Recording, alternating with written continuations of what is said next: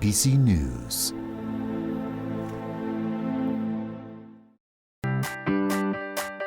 Win a brand new Kia Picanto with SABC TV license. You can also win an all-expenses-paid trip to the Last Dance concert in Richards Bay on the 31st of December 2016. To win, SMS your valid TV license number to 33175 as many times as you can. SMSs cost R1.50, T's and C's apply. It's another great SABC summer. It's all about you.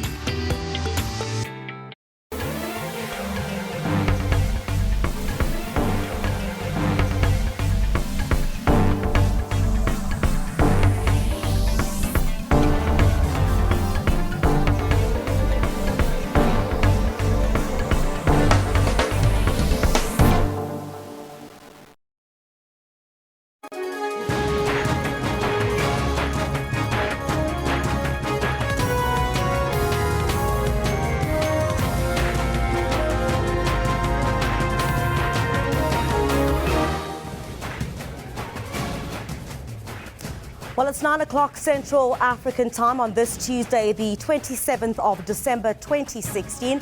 Well, this is Newsroom, and a warm welcome to the first hour. I'm Criselda Lewis. We'll be with you until 12 o'clock midday Central African time, and we're broadcasting live, of course, from our Auckland Park studios here in Johannesburg. Well, our focus this morning is on the drought. Well, it's a public holiday, and many are still in a festive mood. Now, on our question of the day, we ask you, how did you find out that today is a public holiday? I'll tell you, certainly, I found out on Twitter. So tell us where you found out it was a public holiday today, an extra day to get to enjoy on the beach as well. And we're also conducting a poll, and we're asking you, why were so few people at the cricket match between Sri Lanka and South Africa yesterday? Please send us your response. Well, I guess you're at the beach, or you're on holiday, or you simply don't care. Now, we'll certainly give you some reflection on some of those answers that you'll give us. Why are so few people, or were so few people, at the cricket match between Sri Lanka and South Africa yesterday? We certainly looked forward to that.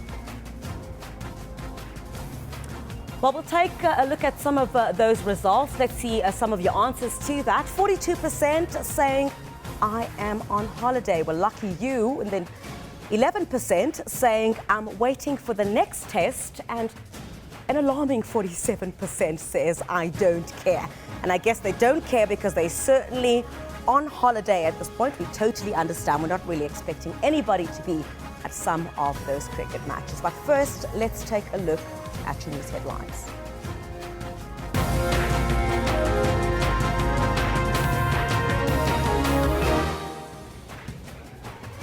The Department of Justice and Correctional Services is to shed more light on the violent clashes at St. Alban's prison in Port Elizabeth. Authorities urge motorists to be more cautious on the roads as wet conditions persist in most parts of the country. And the Proteas were off to a solid start in their first test against Sri Lanka in Port Elizabeth. More details on the violent clashes at St. Alban's prison in Port Elizabeth are expected today, while the Deputy Minister of Correctional and Justice and Correctional Services is due to visit the prison later this morning. 3 prisoners were killed when a gang of inmates allegedly tried to take control of the facility yesterday morning.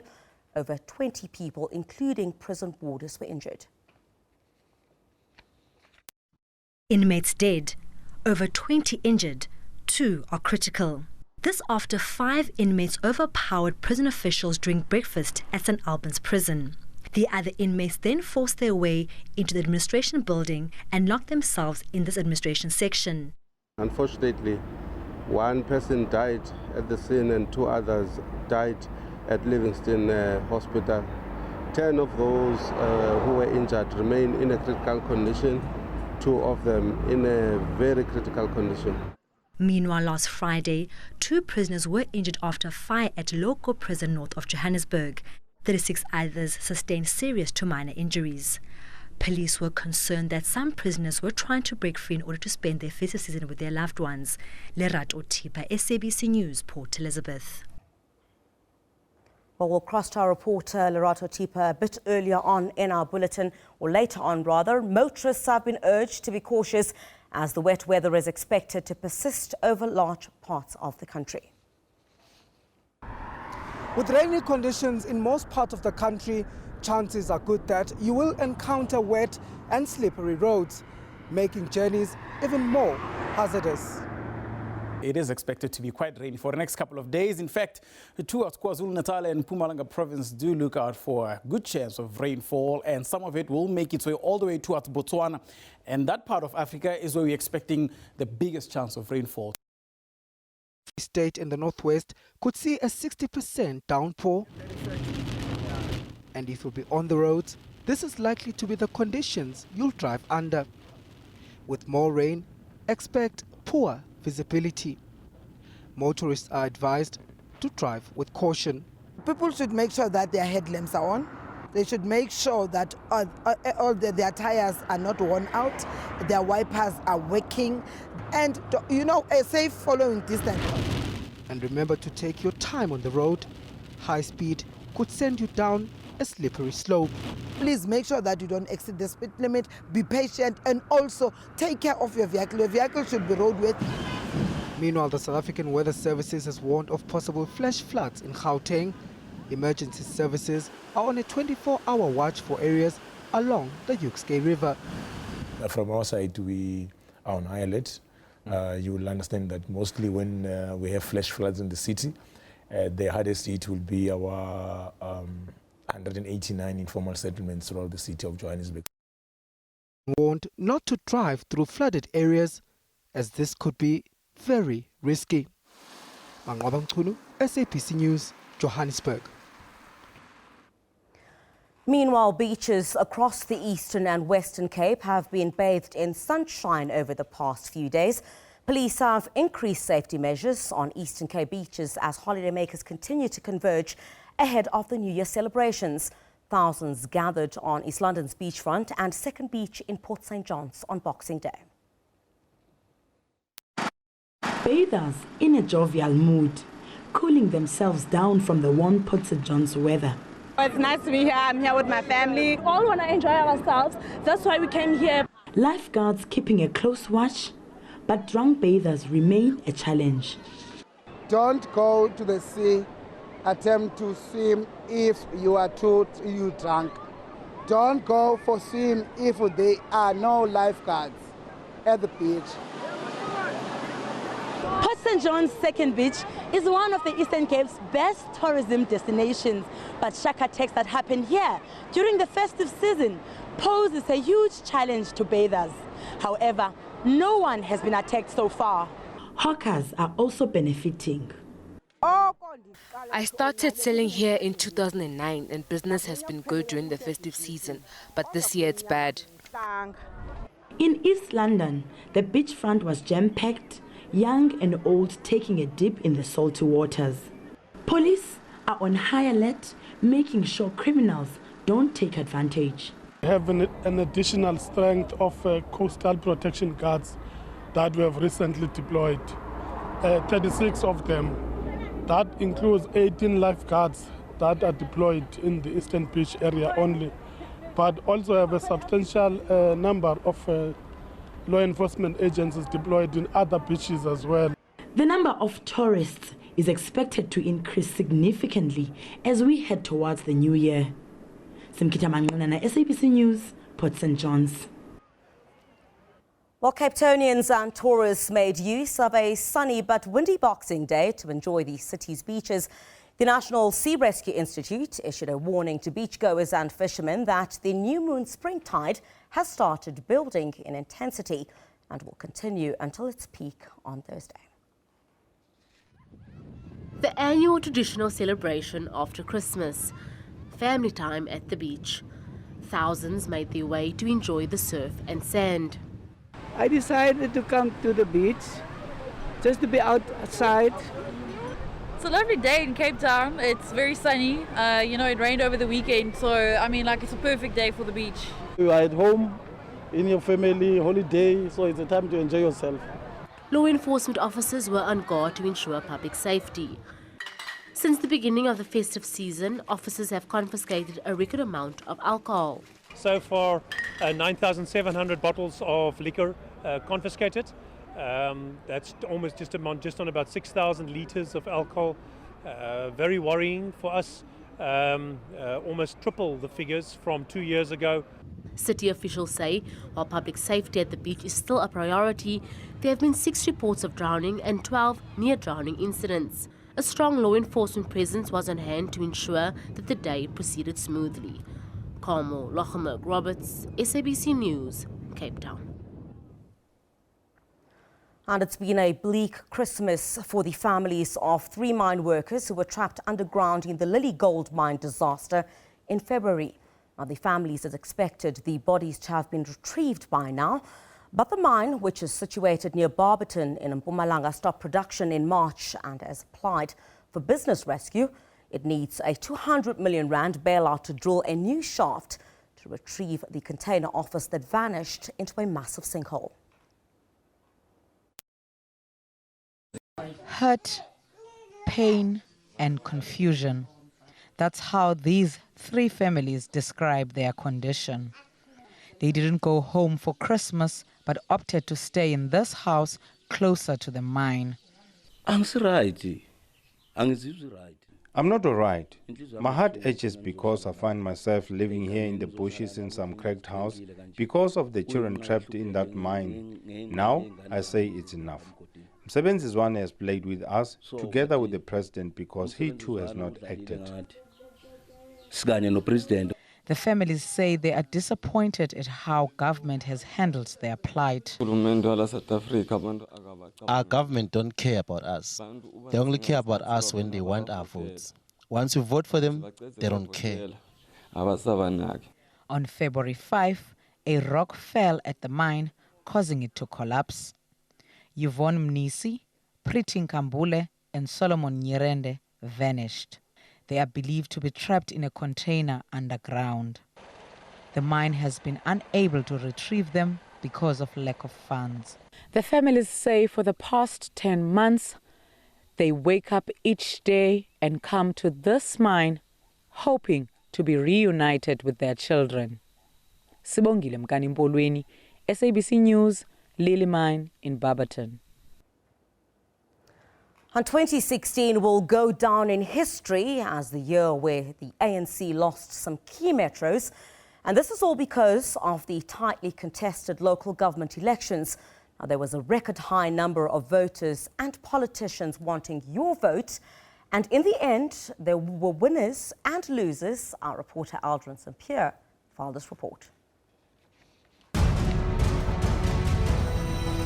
We've brought you the elections manifestos. We have taken you on the campaign trails, the rallies and the door-to-door campaigns, and we caught the tension on tape.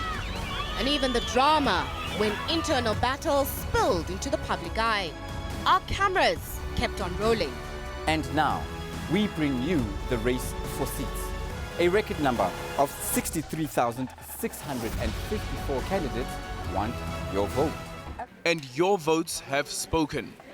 We only want service delivery for houses for the community. It's nice to be able to put something towards choosing your government. The numbers don't lie. This is what the national picture looked like.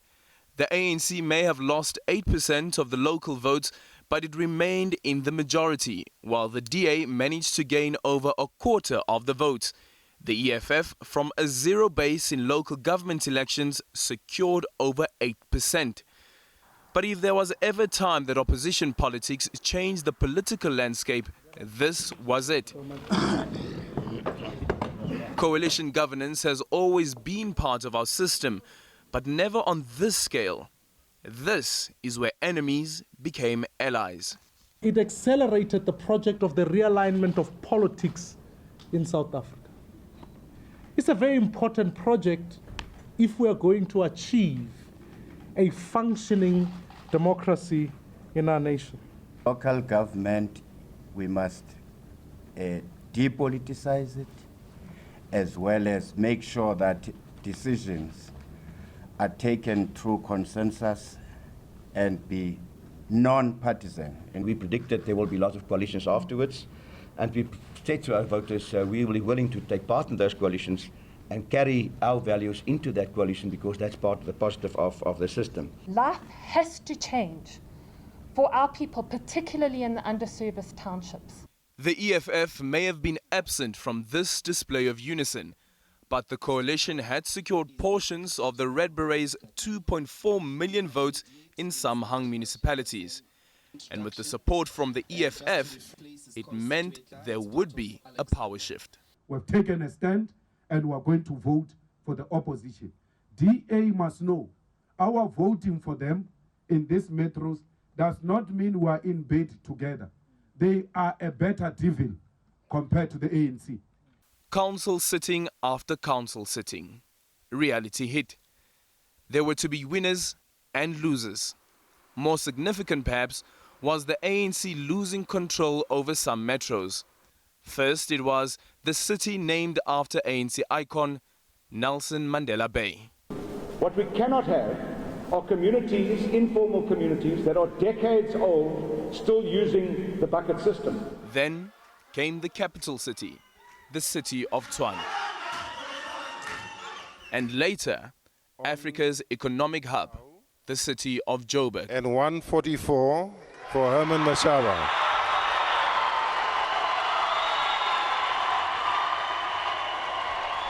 During this evening, the ANC also lost one of its councillors. She died just before the council elected the new mayor. With successful talks with opposition parties not part of the coalition like the AIC, the ANC managed to regain control of Ekurhuleni. I accordingly declare Councillor Mzwandile Colin Masile duly elected as the executive mayor of the city of Ekurhuleni. Analysts believe cooperation between opposition parties could play out at a national level during the 2019 elections. However, they would first have to push the ANC's 62% majority below 50%. And then another hurdle, this time for the IEC. Just before the local polls, the Constitutional Court averted a constitutional crisis. It found that the voters' roll is unconstitutional, but even then, the elections couldn't be stopped. The Electoral Commission, that's number 5, its failure to record all available voters' addresses on the National Common Voters Roll is inconsistent with its rule of law obligations imposed by Section 1C of the Constitution and invalid. 6, the declaration of invalidity in paragraph 1 is suspended. 6.2, the Electoral Commission must, by 30 June 2018, have obtained and recorded on the National Common Voters Roll all addresses that were reasonably available as at 17 December 2003. Since the first democratic vote in 1994, we were there. To usher in democracy and bring about a new South Africa. Over the years, blow-by-blow coverage of the election. And in 2019, the SABC News team will still be there. Alban St. Pierre, SABC News, Johannesburg. Focusing on our theme today, well, drought conditions in South Africa are likely to persist for the rest of the Southern Hemisphere summer.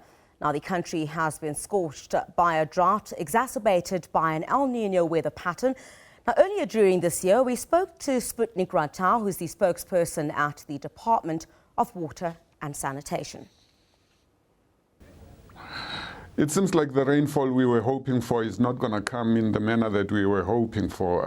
According to the weather services, the situation has changed from what it was predicted to have been. So we have to make do with much less than what we were really hoping to get.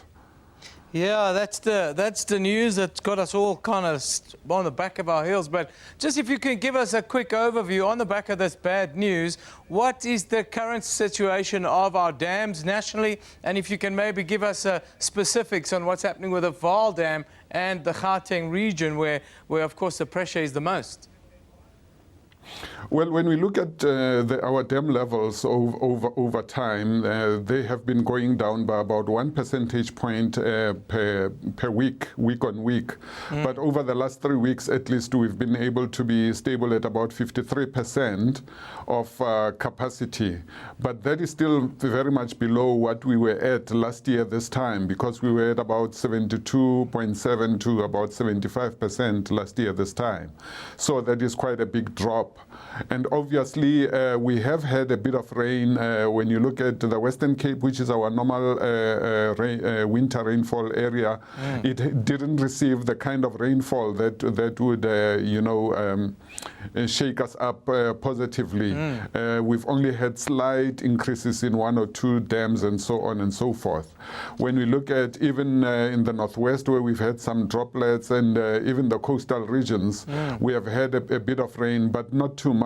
In the Eastern Cape, it was just about a 1-hour shower that happened yesterday. So all in all, we have not had very good times with our rainfall. And specifically coming back to the issue of the Vaal River system, as you were indicating, around the 12th of August, our acting Director General had to take a decision to say, based on the status of the system, we had to request our municipalities, particularly our 3 metros and Mogale City, the district municipality, to impose restrictions so that we can be able to, one, safeguard our infrastructure, but secondly, to just try and ensure that we can be able to have that little bit of water until somewhere around the early summer months, and or if we are very, very lucky, the late spring months, so that we can be able to get some relief for the system. And you mentioned elsewhere in the country, is there a plan for us to impose water restrictions further in other provinces and so forth? Yes, in fact, provinces like KZN, Free State, Limpopo started with the imposition of restrictions late last year. And recently, the latest one that has come through has been the Free State again and the Northern Cape, around the parts that are fed by the Orange River as well as the Caledon River, because that system as well is currently under stress.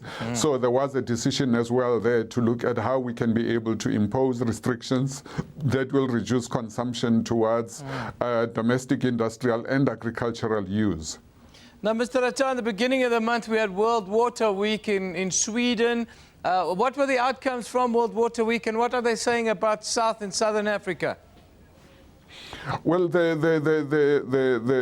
Stockholm International Water, or rather the World Water Week, as it is held in Stockholm every year, was also held this year towards the end of August, the beginning of September. And obviously the ideal there is to have a meeting of the minds around issues of water and sanitation, where we're looking at, your experts from all over the country, or rather all over the globe, in fact, your developed and your developing countries, who then have a meeting of the minds to say, based on the challenges that are currently upon us, especially the issue of climate change, what is it that needs to happen? And in the ultimate, I think the basic message that comes out of that discussion was that there needs to be behavioral change, not just in terms of consumption of our precious resource that we're talking about now, water, but as well as in some of the other practices that have got an impact on the carbon footprint of the world. But as well, there was also a beginning of preparations towards the 21st of September, where the high-level panel on water will be pronouncing, at the United Nations in terms of what kind of issues need to be looked at in order to address the issues of water globally.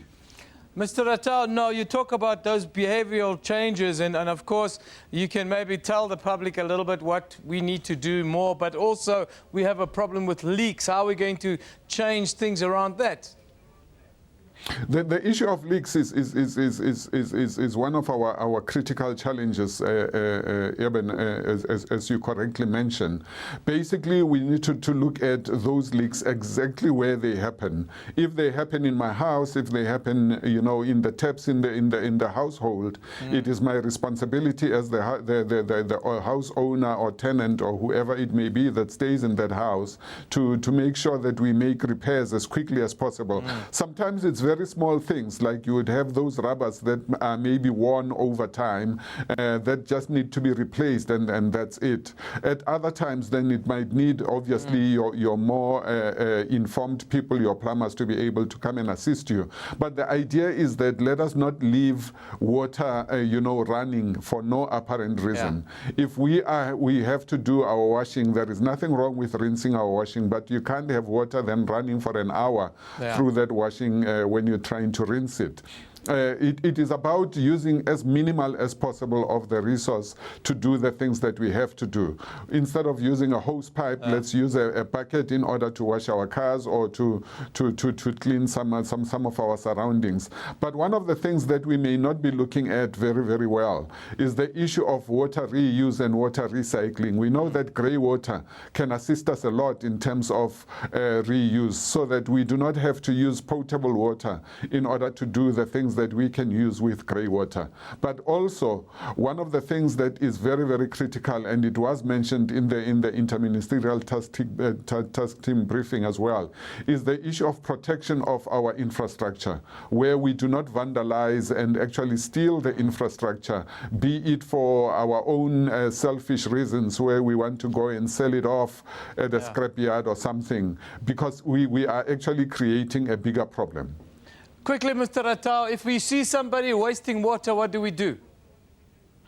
There is a responsibility upon each one of us to report any one of our community members to our municipalities. Obviously, the issue of one-on-one contact and discussing issues and raising awareness is critical. But obviously, there are those times when people do not want to listen, and it is essential for our municipalities to understand where the challenges are.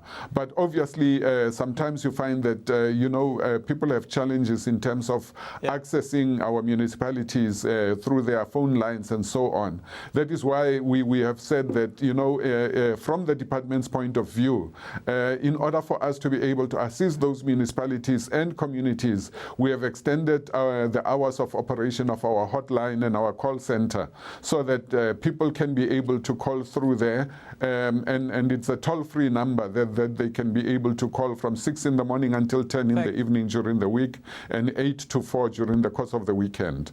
Mr. Ratau, thank you very much for joining us today. Yes, you've heard it from the Department of Water and Sanitation. We're having a problem in South Africa, and all of us need to be on board. Well, let's hope that the current rains, of course, will assist in trying to alleviate some of that drought. But let's take a look now at what's trending on Twitter at this hour. Well, we'll start, of course, with the cricket, and the test match between the Proteas and Sri Lanka continues today. Hashtag SA versus SL. People are also talking about JP Duminy at JP Duminy 21, whose performance was spectacular. Now 5 covered drives and 2 off drives, 8 boundaries in 23 balls. Now here's a picture of some of the fans that are showing their support there. I can see some very familiar faces there. Cass Naidu, as well as Mluleki Ntsabor, some of the colleagues within the media industry as well. Udo Karls are also enjoying themselves there with the fans in Port Elizabeth. And now nearly 500,000 tweets on this one. It's quite a shocking day yesterday when 1 million tweets were sent out following the shock and sadness of hashtag George Michael's death. Now it's suspected that he died from heart failure. And one of the tweets that we saw there was from James Corden, who says, "I've loved George Michael for as long as I can remember. He was an absolute inspiration, always ahead of his time. I also saw one of the tweets there from Elton John. You remember one of those very famous songs between the two.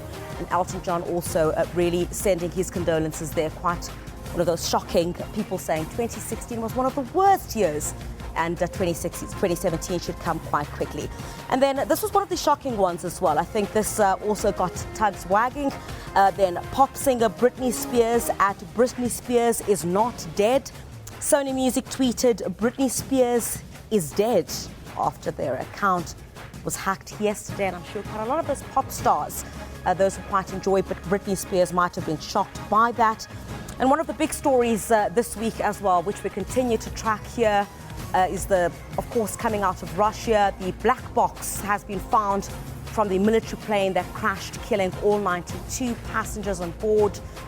Technical problems and pilot error has been blamed for the crash. Now, orchestra members, dancers and singers, as well as some journalists, were heading to Syria to entertain soldiers over the new year. And let's take a look at this tweet from the director of the American Islam Relations Council, Hussam Aylush, that is doing the rounds, because what he said was taken as quite controversial.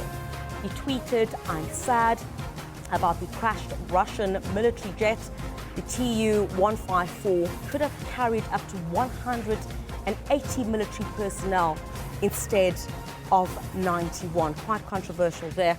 Certainly one of the stories we'll continue to track there as developments continue there. We'll certainly bring you more in our later bulletins. And in Taiwan, a school has been condemned after it made students wave Nazi flags while their teachers stood in a cardboard tank saluting them. Quite strange, some of the things that you'll find there on social media as well. And I think, is this where our pick of the day comes up at this time?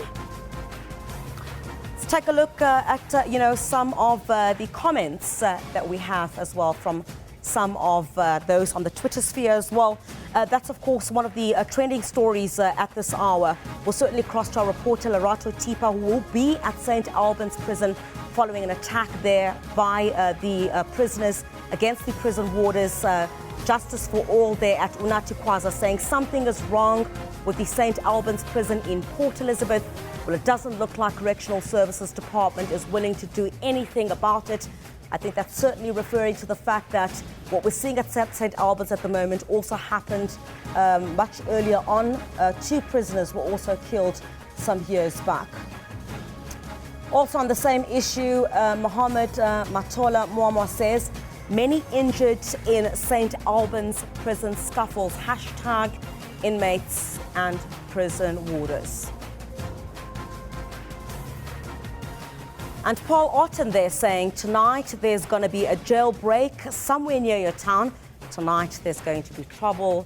Spread the word. All of that, of course, being made reference to what's taking place at the St. Albans prison in Port Elizabeth and the attack by prisoners there against prison warders, where allegedly some sharp objects were used yesterday in an attempt to jailbreak. We know the Deputy Minister of Correctional Services is expected at the facility a bit later on this morning. Let's take a look now at the picture of the day, and that comes from Anne Claire Stapleton at Anne Claire CNN, who says, Britney Spears is alive and well. A Reptiles CNN, it appears at Sony Music Global erroneously tweeted her death. Sony rep says no comment. Quite controversial there. Hilton Dion Ackerman at Ackers HD, watching hashtag SA versus SL from Australia. What a disappointment to see hardly a soul at the test, especially after the Proteas' performances of late. But certainly, of course, I think many would be at the beach at this time. But we'll take a short break. We'll have more news here on Newsroom straight after this.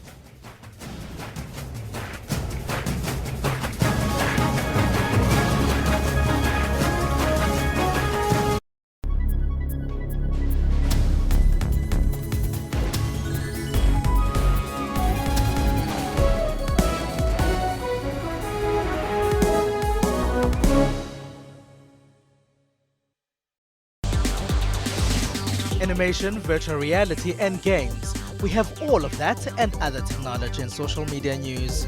I've got the full version of the game at home, so I play it a lot at home. We also tell you how Africans are using tech to improve their lives. We have to close the digital gap. So join us on Network for your African technology and social media news. That's Network with Ms. Phumelele Zondi every Sunday at 7:30 p.m. Central African Time.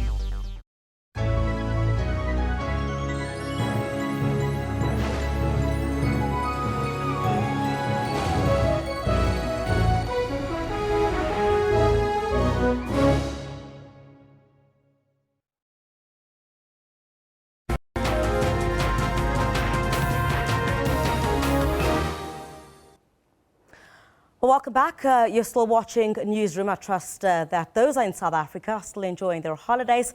Now, according to Wandile Sihlobo, the head of Economic and Agribusiness Intelligence, drought has severely affected the country's agricultural productivity capacity and thus affecting negatively our gross domestic product. It's clear, for example, on the GDP figures that you saw last week as well, agriculture remaining still on recession. But also when you look at it on a monetary perspective, comparing this year and the previous years, you'll see that agriculture debt levels are around about 125 billion rands from levels of around about 116 billion rands in the previous years. And we haven't even fully calculated the impact of this year. So certainly within that, that perspective, the impact is there. And you look at the production side, you look at the unemployment, all across in there, you're seeing some negative readings, so it's not looking good. Now, Statistics South Africa has indicated that the agricultural sector and their contribution to the country's gross domestic product has decreased over the year. You just mentioned the increase, of course, of 3.3 in the GDP, but agriculture is not on the map there. What do you think is the main reason pertaining to this? No, I mean, certainly the main reason is because of the lower productivity on the agriculture this year. Because if you look at the area, for example, that we planted, we usually plant around about 4 million hectares of land. And this year we planted just close around about 3 million hectares. So that on its own is just a reflection of that. And if you look at the volume terms of what we harvested in there, we see a downward slide of around about 25% on the agricultural production. We're still looking only on crops alone. So if you look across on the livestock and all of on that side, at the same reading, that's what we are seeing. So that's what has been coming on in a full picture in there. But also, if you look on the investment side and the agribusiness sector, the same situation is happening in there. We see some of the agribusinesses standing back a little bit because some of their businesses are mainly dependent on the activity that happens on the production side of agriculture. Now, how does that impact on the consumer? And could we see a further increase in the price of staple foods due to the dry spell, you think?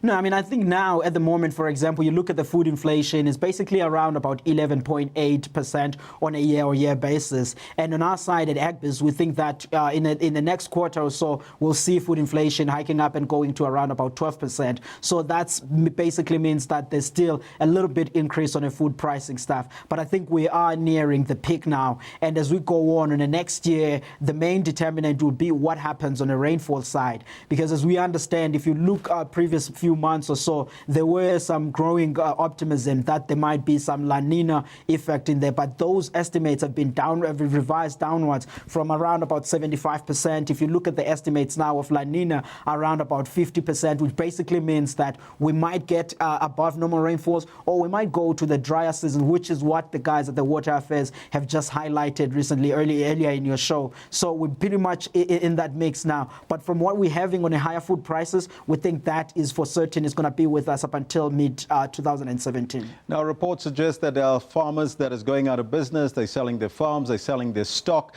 The Department of Agriculture, Forestry and Fisheries has allocated 268 million rand towards drought relief. Is that sufficient, though, for these farmers that are currently struggling, you think?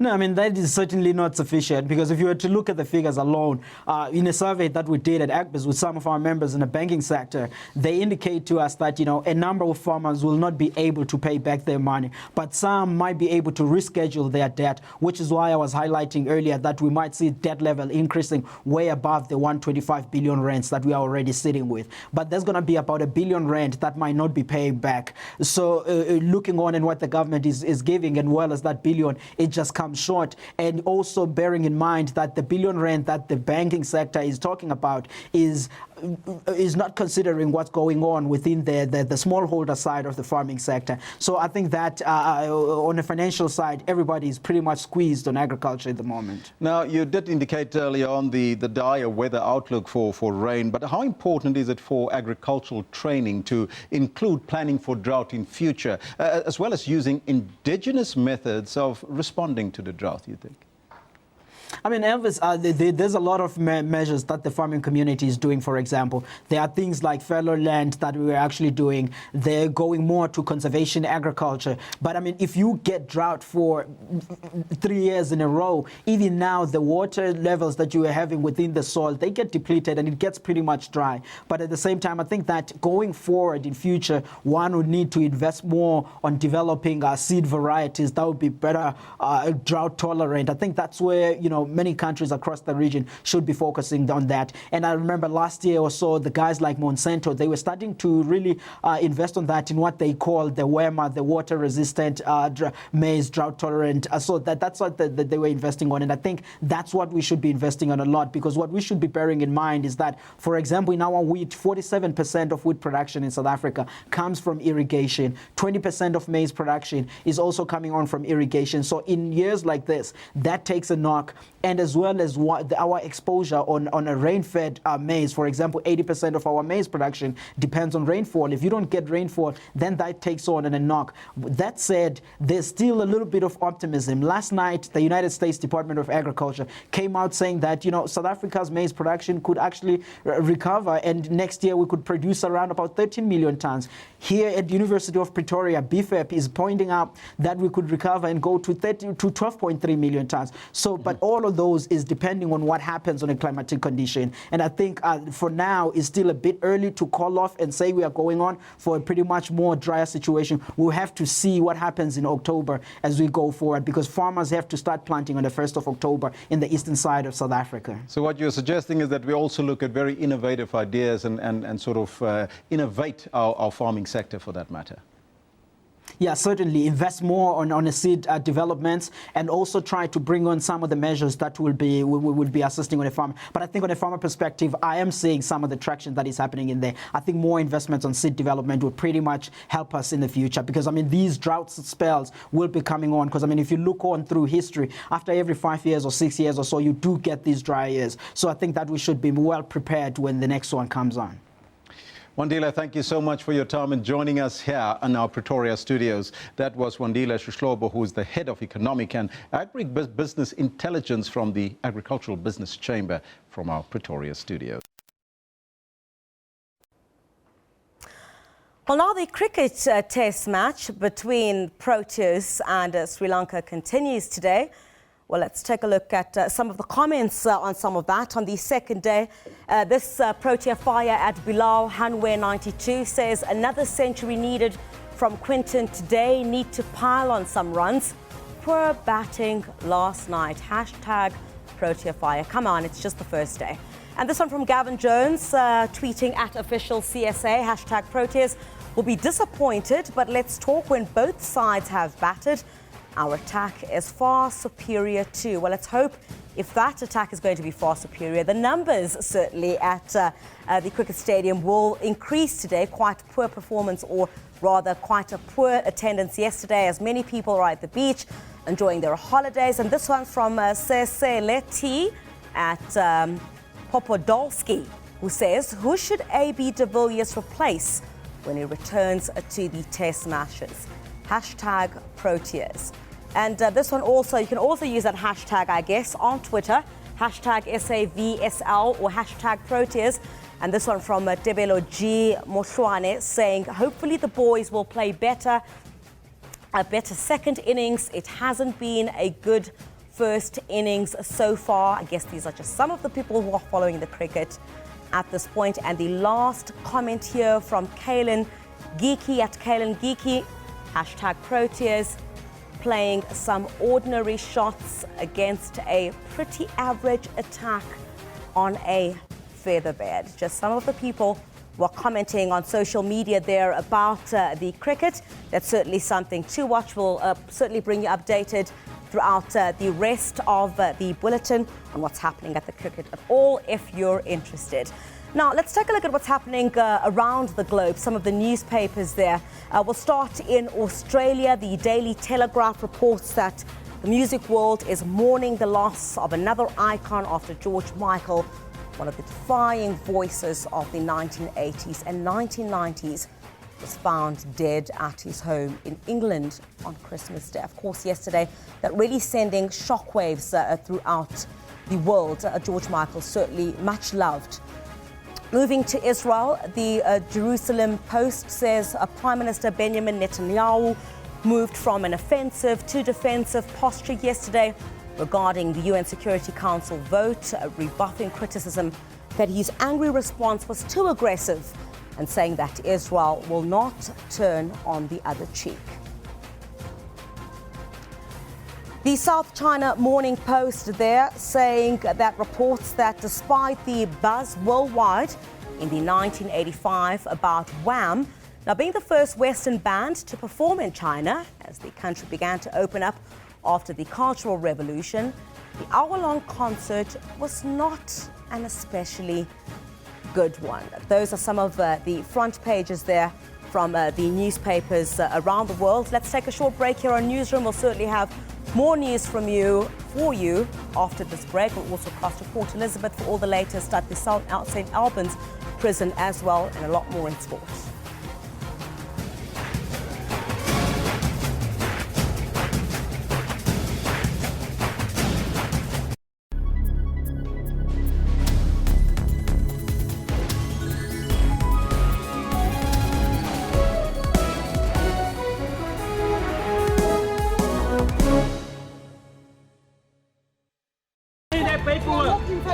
Give me that paperwork. Where is your paperwork? Like I'm everything, I don't know what's going on.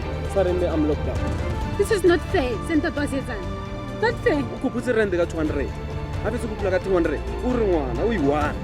150, 150 plus. Koloi, leon. Let me in another one, 150. I'm just the one to lock you out. Yes, I just want to lock me then out. You are starting gangsterism. No. No.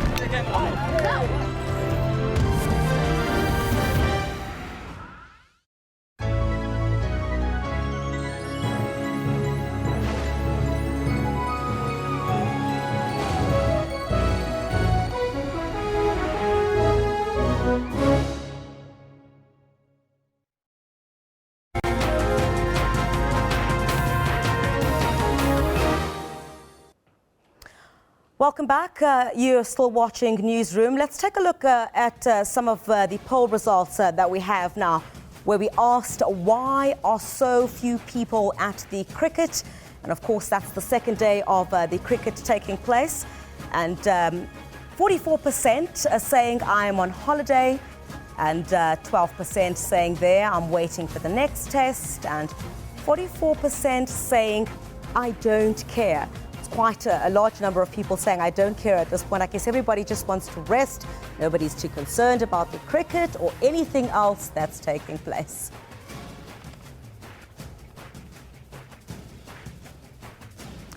Let's take a look at some of the comments as well that on that poll as well. We say there, Kaizer Chiefs at good 95132, tweeting at SABC Newsroom saying, hold your horses, it's only the first day.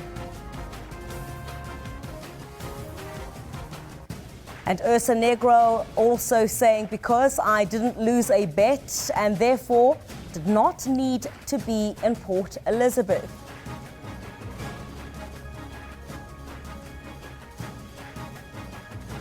Those just some of the tweets coming across there on the cricket as well. Tsietsi also joining us now for the weather. We'll speak to him very shortly as well. And Tsietsi, hello. Hello, how are you? Good, how are you? Good. Yeah, just public holiday anyway, but we're still here. We'll have to deal with that. It's been an absolutely rainy, festive season thus far. We're expecting the same conditions in Gauteng. Yes. And what about the people at the beach? I really feel sorry for them, being at the beach and it's raining. It depends which beach you're at, because if you're in the Western Cape and the Northern Cape, it's nice and dry. It's quite sunny for you there. It's looking pretty beautiful. Yes. But if you're in places such as Eastern Cape, maybe starting from, let's say, East London, going up north along the Eastern Cape coastline into KwaZulu-Natal, there Yeah, absolutely. Rainy conditions are coming your way, especially today, tomorrow, and possibly Friday, Thursday, Friday. Yeah, there's some serious rainfall coming up. I'm going to the beach later. Yeah. So I want to know what weather conditions are like in KZN. Not that I'm going to stalk you. Where are you going? I'm not going to tell you where I am. Where in KZN are you going? I'm not going to tell you. Yeah, okay. But what are weather conditions like for the rest of the country? Well, for the rest of the country, it's looking pretty good in terms of the rainfall that we really, really need here in South Africa. I mean, it's quite dry. You all know what the situation is like in South Africa. But in terms of holiday goers and everybody like you going to the beach, it's not going to be such great news. In fact, we're expecting some serious rain come Thursday and Friday. And for all those that are going towards Mozambique and all the way towards the northern parts of KZN. So if you're going to the northern part of KZN... But there were also concerns about flash floods in Gauteng as well. Yes. Concerns along the Yaske River, for example, for people to be careful? Yes, that's more inland issues. So if you're going to be in places such as Gauteng, the Northwest Province, flash flooding, yeah, very possible because there's some serious thunderstorms that we're expecting, and that will come with quick and rapid rainfall. You know, that's basically not good for anyone, not even good for the planet. And that clogs up into some of our stormwater sewage because it moves the soil, it moves a lot of rubble, and it blocks the drainages. So even if it's well managed and it's looked after, sometimes these fast coming rain downpours actually blocks it even further and does not do any unblocking, and that's very dangerous for flooding of the roads. And also with Yexke and places like just by Edenvale over the East Rand, you know, some of the river banks there, you know, they get filled up really easily, and because they are also not filled up nicely along the sides, yeah, they can actually overflow, and that goes into our roads, and that's very dangerous for motorists out there. So you need to be extra careful on the roads. We'll just hope for the best. Give us the weather. Yes, absolutely.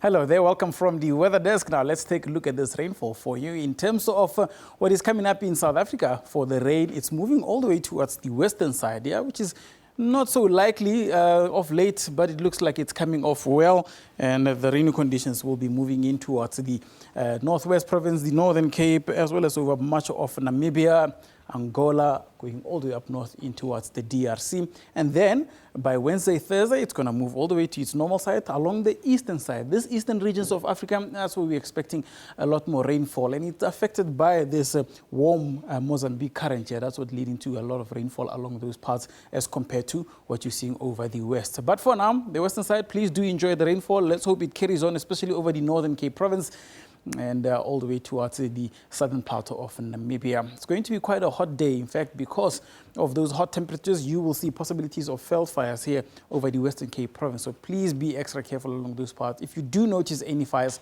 make sure you do report them as quickly as possible. Now let's take a look at these temperatures for you.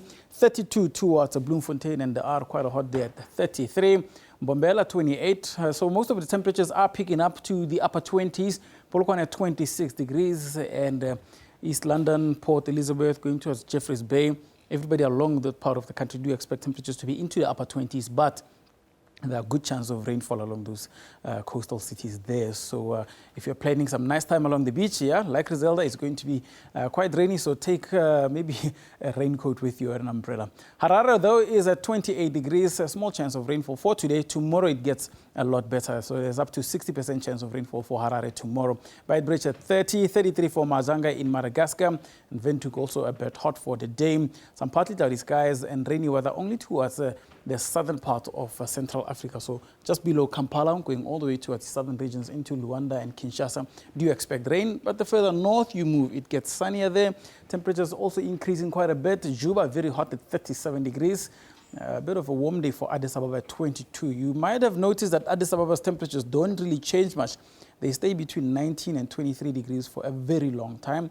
And it's basically normal. There's nothing really to be worried about them. Central African Republic, yes, a bit of rain towards Banjul, but generally a dry day is expected there. And then for the northern parts, do you expect the rainy weather up in towards Libya, as well as over some parts of Tunisia. That's just about it from the weather. Do you enjoy? There should be more later.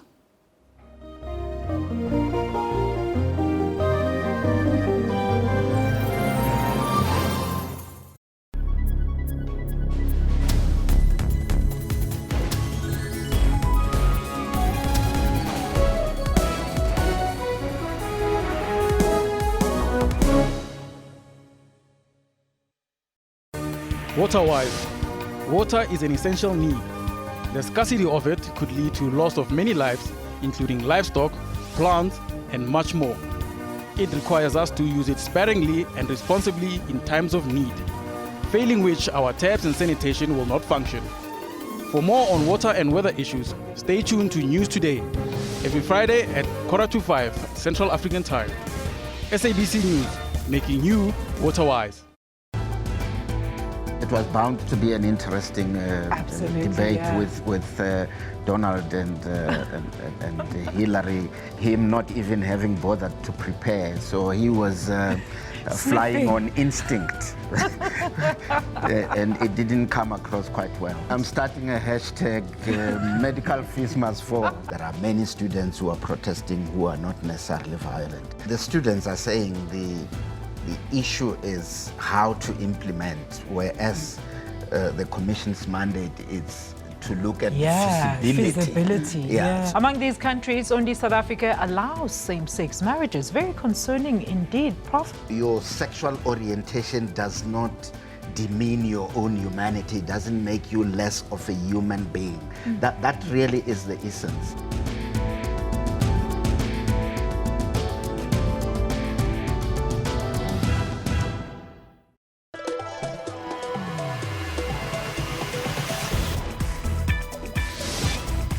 They made us proud. Wade Fanikak broke a world record winning an Olympic gold medal at Rio 2016 and he got named Sportsman of the Year in South Africa, a people's choice. Sundowns Simuso. Mamelodi Sundowns Football Club are 2016 Kings of Africa after winning the CAF Cup. Caster Semenya won a gold medal for her Olympics 2016 and was named Sportswoman of the Year 2016 in South Africa. They worked hard. Thabiso Sithole, a seasoned sports journalist of note, is now crowned Sports Journalist of the Year at the South African Sports Awards 2016.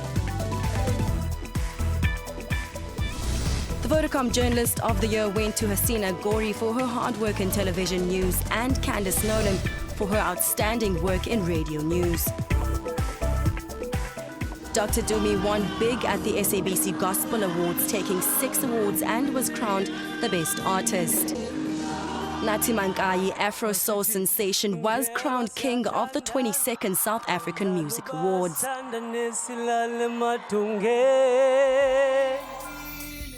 They will be missed. Mandoza Kwaito, singer known for his hit song Galagata, lost a battle to cancer.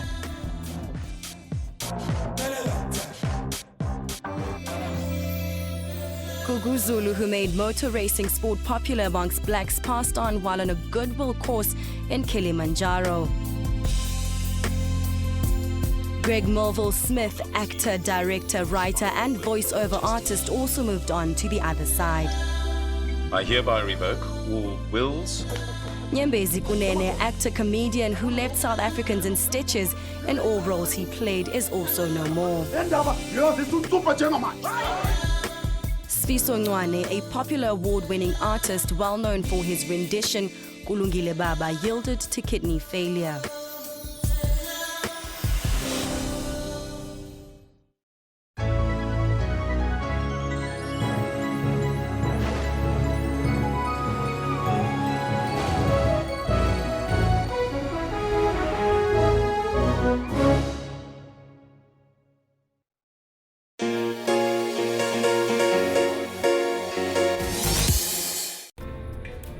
When you enter Totot traditional restaurant in Addis Ababa, you are greeted by the smell of locally fried Ethiopian coffee beans. The furniture either has a traditional design or are carved with Ethiopian monuments. The items used for decoration in these traditional entertainment centers are got from different ethnic regions in Ethiopia, and that gives a customer a purely traditional Ethiopian feeling. For this establishment, creativity is key, as more than 10 similar places are competing for customers in the city. This table in our restaurant, we use this thing for wedding, only for wedding ceremony. We do have like 6 chairs, so most of wedding ceremony celebrates here because this is based on Gurage culture. For many, the highlight of the night is the traditional dances. The band that plays here is the restaurant's house band, likewise with the dancers. Our cultural music is different. It has different rhythms. You can't find our music anywhere in the world. We have different types of tones from our unique instruments. I want to promote our traditional instruments globally even more. It is not promoted as much as we would want to promote it.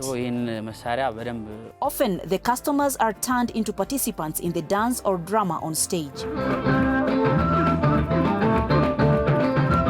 Foreigners are easily attracted to these joints, but the majority revelers are Ethiopians themselves. There is some ethnic group here in Ethiopia, some more. I think all of them know each other. They need exchange their culture. The value of these places is intended to go beyond just entertainment.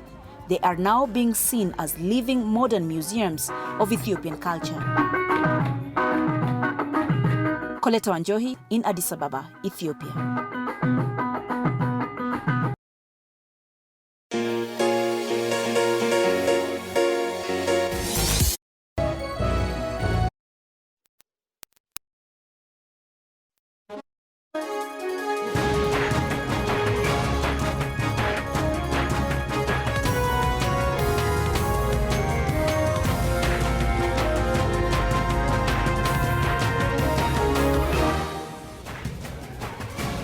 Well, it's 10 o'clock Central African time on this Tuesday, the 27th of December 2016. This is Newsroom, and a warm welcome to the second hour. I'm Criselda Lewis. We'll be with you until midday Central African time. Of course, we're broadcasting live from our Auckland Park studios here in Johannesburg. Well, our focus this morning is on the drought. Well, it's a public holiday, and many are still in a festive mood. So our question of the day, we'll ask you, how did you find out that today is a public holiday? Of course, if that's you are in South Africa, let's take a look at some of the comments that we've received. How exactly did they find out that today was a public holiday? And this one's from Tlangilani Mbowana, who says South Africa has 12 public holidays. Act number 36 of 1994. If public holiday falls on Sunday, Monday following, it shall be a public holiday. That's absolutely correct. That's when President Jacob Zuma, of course, announced that today would be a public holiday. This one also from Ursa Negro saying heard about it months ago when the presidency made the announcement. I recall that, of course. Another tweet sent out yesterday just reminding South Africans that an extra holiday. And this one from Doc Moses Vilani tweeting at SABC Newsroom saying, I got to know about it via SABC News Online. Absolutely hearing it from us. Now, remember, we're also conducting a poll and we're asking you, why were there so few people at the cricket match between South Africa and Sri Lanka? Let's actually take you to live visuals there now, if we can. Live visuals there the second day coming out of Port Elizabeth. Quite empty, if I can still see there. There you go. Very empty on the second day as well. And that was the question that we were asking you, the poll. Why was the cricket stadium so empty? Why were there so few people? But I guess many people saying they're at the beach. And let's take a look at that poll. There's the question there at SABC Newsroom. And 44% are saying I'm on holiday. Well, that was expected. Everybody expected to be at different parts around the country. 12% saying I'm waiting for the next test. And 44% saying I don't care. So there you have it. I think I'm one of those people at the moment. If I had to be on leave, I would certainly be elsewhere, not at the cricket stadium. 44% saying that they absolutely don't care at this stage. But we'll certainly bring you a lot more as well. We'll try and cross to Port Elizabeth there as well, where we'll bring you live pictures of the second day between South Africa and Sri Lanka there. Many people quite hopeful and are saying they're hoping that South Africa would be able to do much better. Let us know as well about some of those thoughts that you'll have on SABC Newsroom. And I guess a bit later on, we'll also take a look at our Facebook page, where perhaps we'll be able to give you some of the responses there. But first, let's take a look at the news headlines.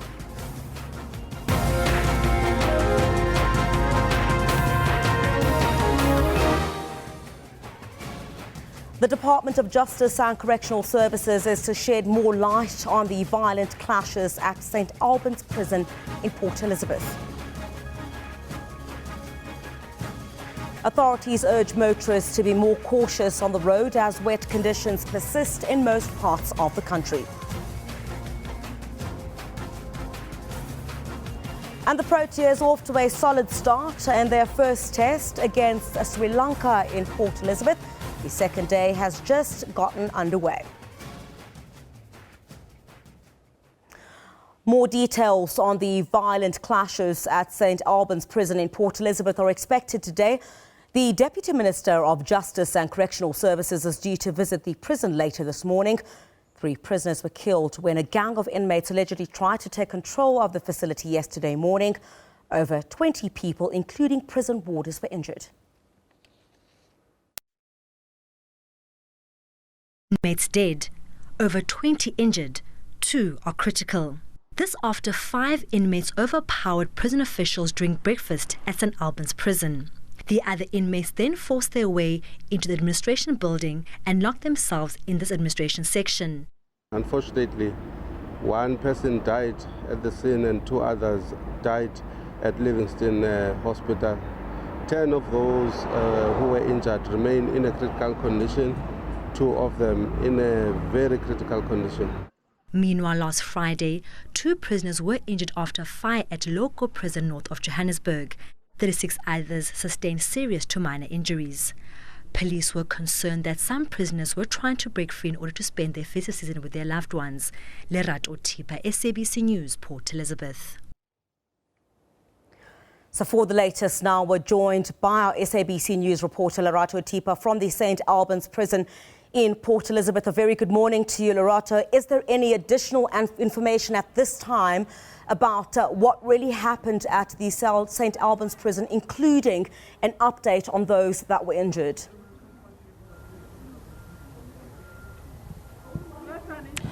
A very good morning to you, Crisaldo. Well, if you just take a look just behind me, actually, you'll see that there's a high police contingency at the gate.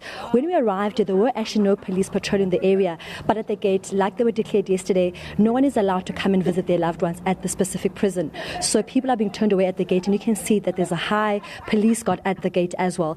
Just to give you a brief background on what happened, yesterday early morning about breakfast, 5 inmates actually attacked prison officials, and then a fight happened which led to the death of 3 inmates. And currently, as we speak, 25 or up to 30 people have been injured. That's 25 inmates, and 5 officials from the prison have been injured as well. We do understand that no official statement has been made by the Department of Correctional Services, and as you alluded earlier on, the Deputy Minister for Justice and Correctional Services, Mr. Makwetla, is going to be arriving here this morning with the national head, Mr. Zach Modise, to come and give a brief background of what happened, what's going to transpire now on, and how above all they're going to try and tighten security measures here in this area. The understanding, information that we have at this point is that the prisoners have used sharp objects to attack the prison warders. Is there any indication at this point? No one is allowed to actually come here. So visitors are being turned away at the gate, and they're not allowing anyone to come. It has been shut down and declared a crime scene. So visitors who have been coming here this morning have been turned away. Obviously, some disappointed with their loved ones inside, but until the matter is resolved, the prison is on lockdown.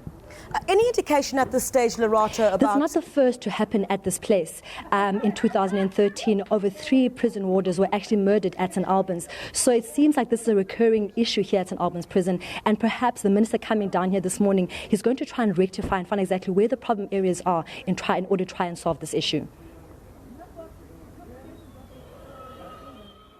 Well, we'll try and cross back to Lerato Tipa a bit later on when she gives us an update of the visit by the Deputy Minister of Justice and Correctional Services there, who will certainly give us an update of what the situation is there. Many questions being asked at this point, how the inmates were able to have those sharp objects in their possession at this stage. We do understand that no visitors are being allowed at this point at the St. Albans prison in Port Elizabeth. And we understand that a close watch has also been kept on the prisoners who were also injured in that scuffle with the inmates who've been taken to hospital. We'll try and cross to Lerato Tipa a bit later on what the department will decide on how to strengthen security at the prison. It's not the first time that this incident has taken place. Some years ago, we had about 2 inmates who were killed in a similar kind of attack at St. Alban's prison in Port Elizabeth. We'll certainly go back to Lerato Tipa a bit later on to try and get the latest details. Now, it's been a bleak Christmas for the families of 3 mine workers who were trapped underground in the Lily Gold mine disaster in February. The families had expected the bodies to have been retrieved by now. But the mine, which is situated near Barberton in Mpumalanga, stopped production in March and has applied for business rescue. It needs a 200 million rand bailout to drill a new shaft to retrieve the container office that vanished in a massive sinkhole.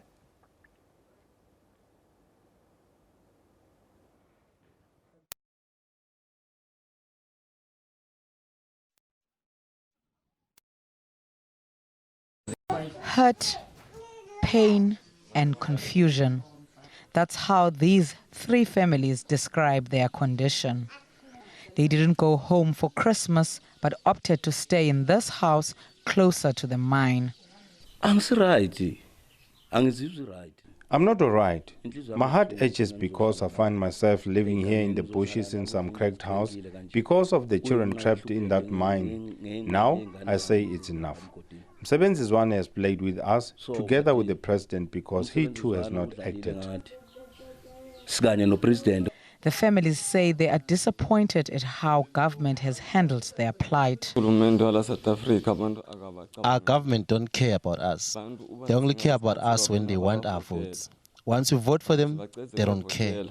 On February 5, a rock fell at the mine, causing it to collapse.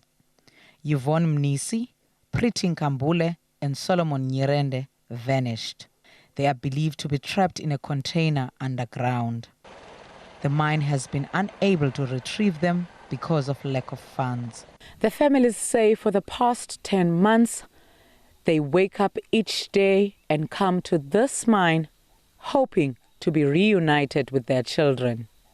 Sibongile Mkanimpolweni, SABC News, Lily Mine in Barberton.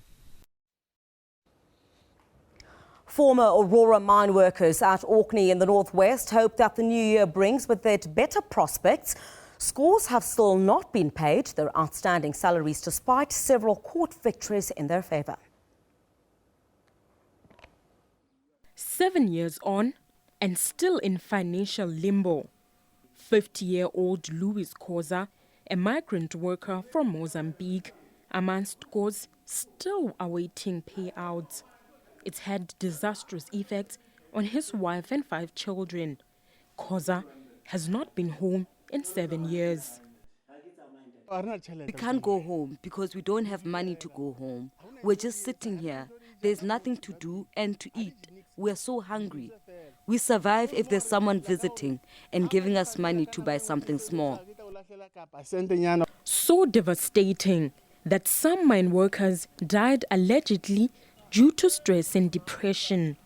Workers says the favorable court judgment has not translated into anything tangible and they have lost all hope. I have been unemployed since 2009 and that makes my life difficult. I could have been at home, but there is no money. Some of us lost wives. There is no woman who can stand a poor man who doesn't send money or come home for 7 years. The National Union of Mine Workers is equally frustrated.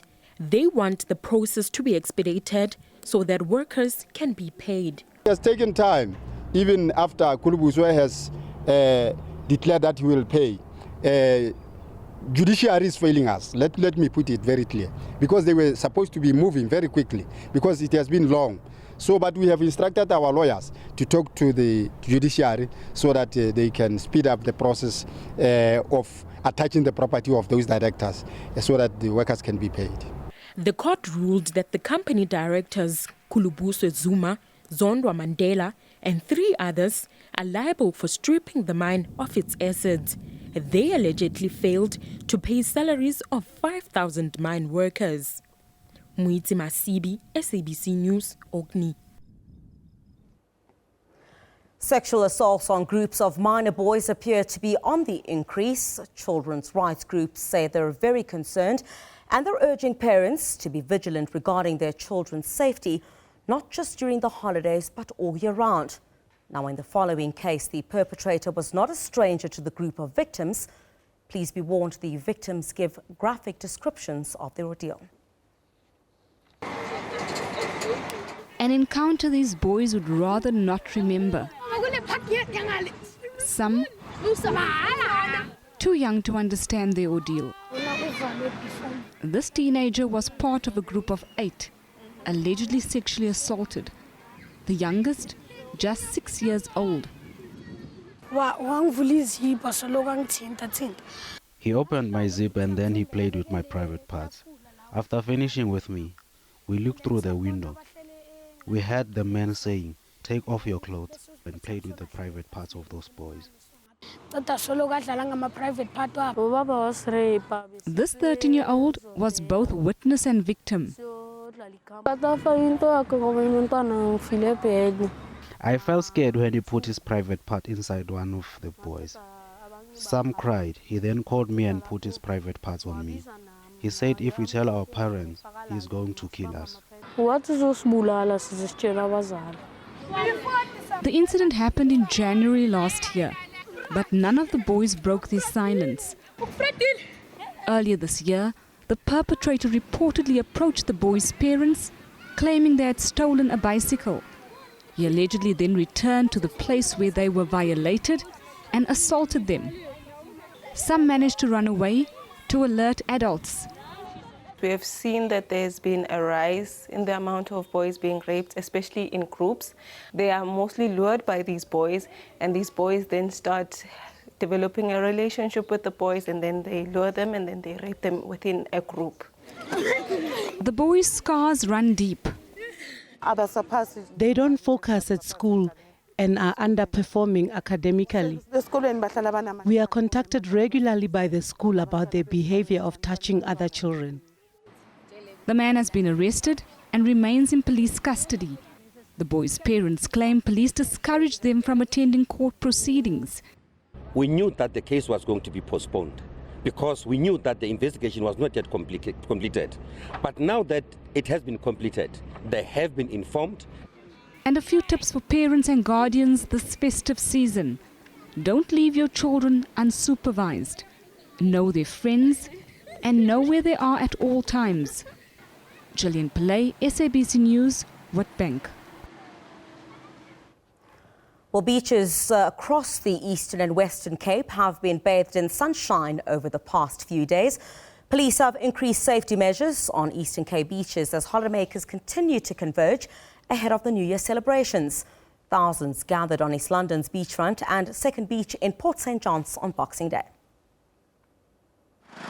Bathers in a jovial mood, cooling themselves down from the warm Port St. John's weather.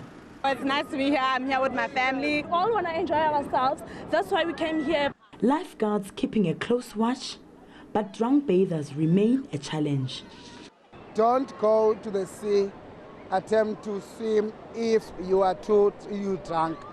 Don't go for swim if there are no lifeguards at the beach. Port St. John's Second Beach is one of the Eastern Cape's best tourism destinations, but shark attacks that happen here during the festive season poses a huge challenge to bathers. However, no one has been attacked so far.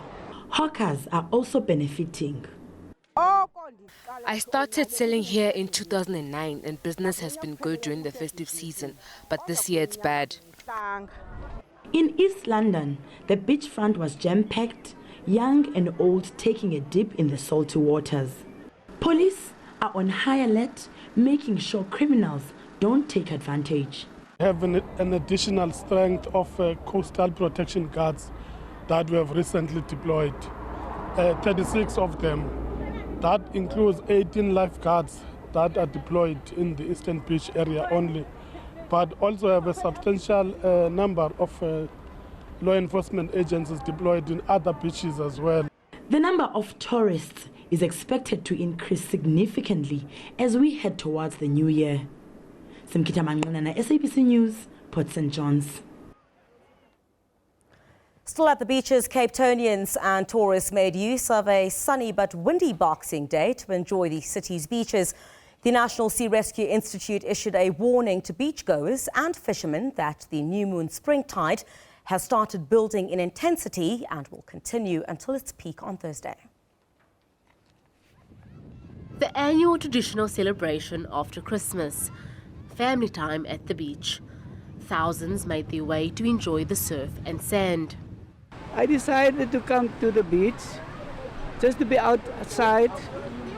It's a lovely day in Cape Town. It's very sunny. It rained over the weekend, so it's a perfect day for the beach. You are at home, in your family, holiday, so it's a time to enjoy yourself. Law enforcement officers were on guard to ensure public safety. Since the beginning of the festive season, officers have confiscated a record amount of alcohol. So far, 9,700 bottles of liquor confiscated. That's almost just on about 6,000 litres of alcohol. Very worrying for us. Almost triple the figures from 2 years ago. City officials say while public safety at the beach is still a priority, there have been 6 reports of drowning and 12 near-drowning incidents. A strong law enforcement presence was on hand to ensure that the day proceeded smoothly. Carmel Lochemerk-Roberts, SABC News, Cape Town. And motorists have been urged to be cautious as the wet weather is expected to persist over large parts of the country. With rainy conditions in most parts of the country, chances are good that you will encounter wet and slippery roads, making journeys even more hazardous. It is expected to be quite rainy for the next couple of days. In fact, towards KwaZulu-Natal and Mpumalanga province do look out for a good chance of rainfall, and some of it will make its way all the way towards Botswana. And that part of Africa is where we're expecting the biggest chance of rainfall. Free State in the northwest could see a 60% downpour. And if you'll be on the roads, this is likely to be the conditions you'll drive under. With more rain, expect poor visibility. Motorists are advised to drive with caution. People should make sure that their headlamps are on. They should make sure that their tires are not worn out, their wipers are working, and a safe following distance. And remember to take your time on the road. High speed could send you down a slippery slope. Please make sure that you don't exceed the speed limit, be patient, and also take care of your vehicle. Your vehicle should be roadworthy. Meanwhile, the South African Weather Services has warned of possible flash floods in Gauteng. Emergency services are on a 24-hour watch for areas along the Yuxke River. From our side, we are on high alert. You will understand that mostly when we have flash floods in the city, the hardest hit will be our 189 informal settlements throughout the city of Johannesburg. More be warned not to drive through flooded areas, as this could be very risky. Mangwaba Mchunu, SABC News, Johannesburg. And our senior parliamentary correspondent Manelisi Dubasi has sat down for an exclusive interview with the Speaker of the National Assembly, Baleka Mbete, before Parliament adjourned for the Christmas break.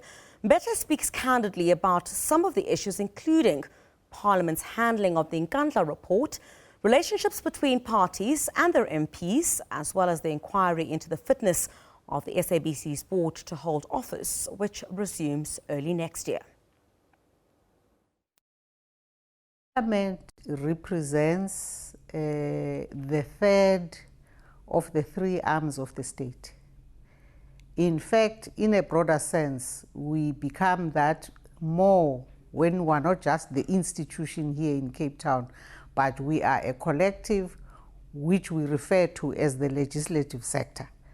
That is the third arm of the state, which is very, very important for us to understand that in order for one to be fully conversant with the various parts of the state, you've got to realize that as provided for in Schedule 4 of the Constitution, in the attachments to the Constitution, there are 3 arms.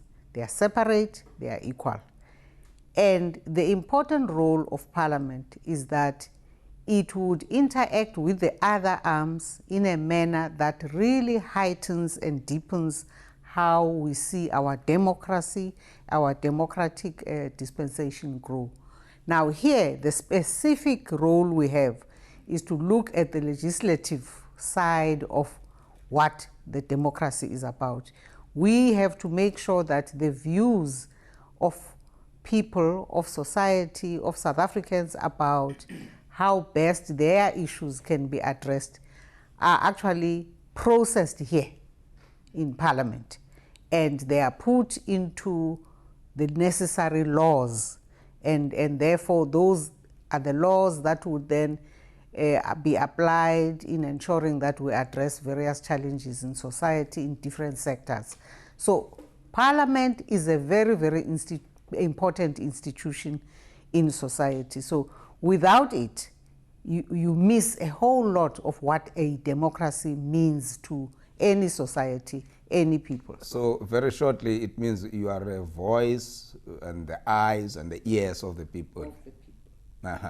Given what you have just said, then, do you think you have achieved those responsibilities that we are talking about? I think you can't say there's a time at which you have achieved, you've finished.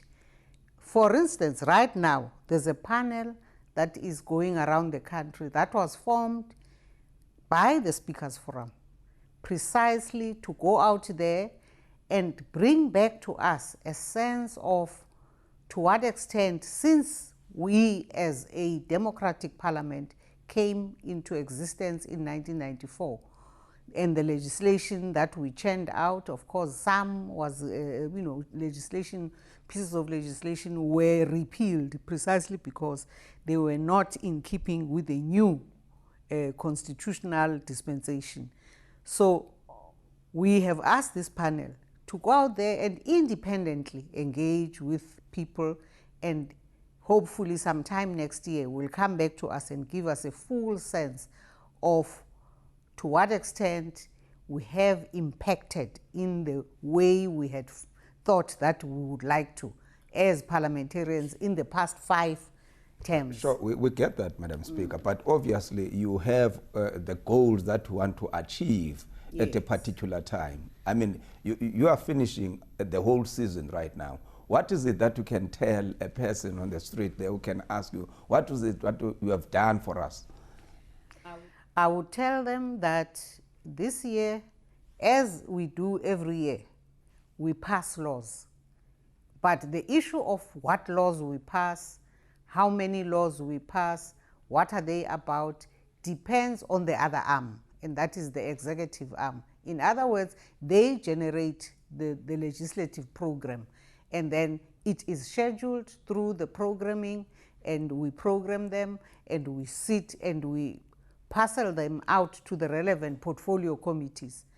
But of course, in a particular way, as Parliament, our year was shorter than usual because for 3 months we had to go away, we had to be on the ground, we had to be campaigning because we were preparing for an election. This year we passed 10 pieces of law. As you are aware, at the beginning of the year, we arrived here, after the State of the Nation address, got the usual budget presentation by the Minister of Finance.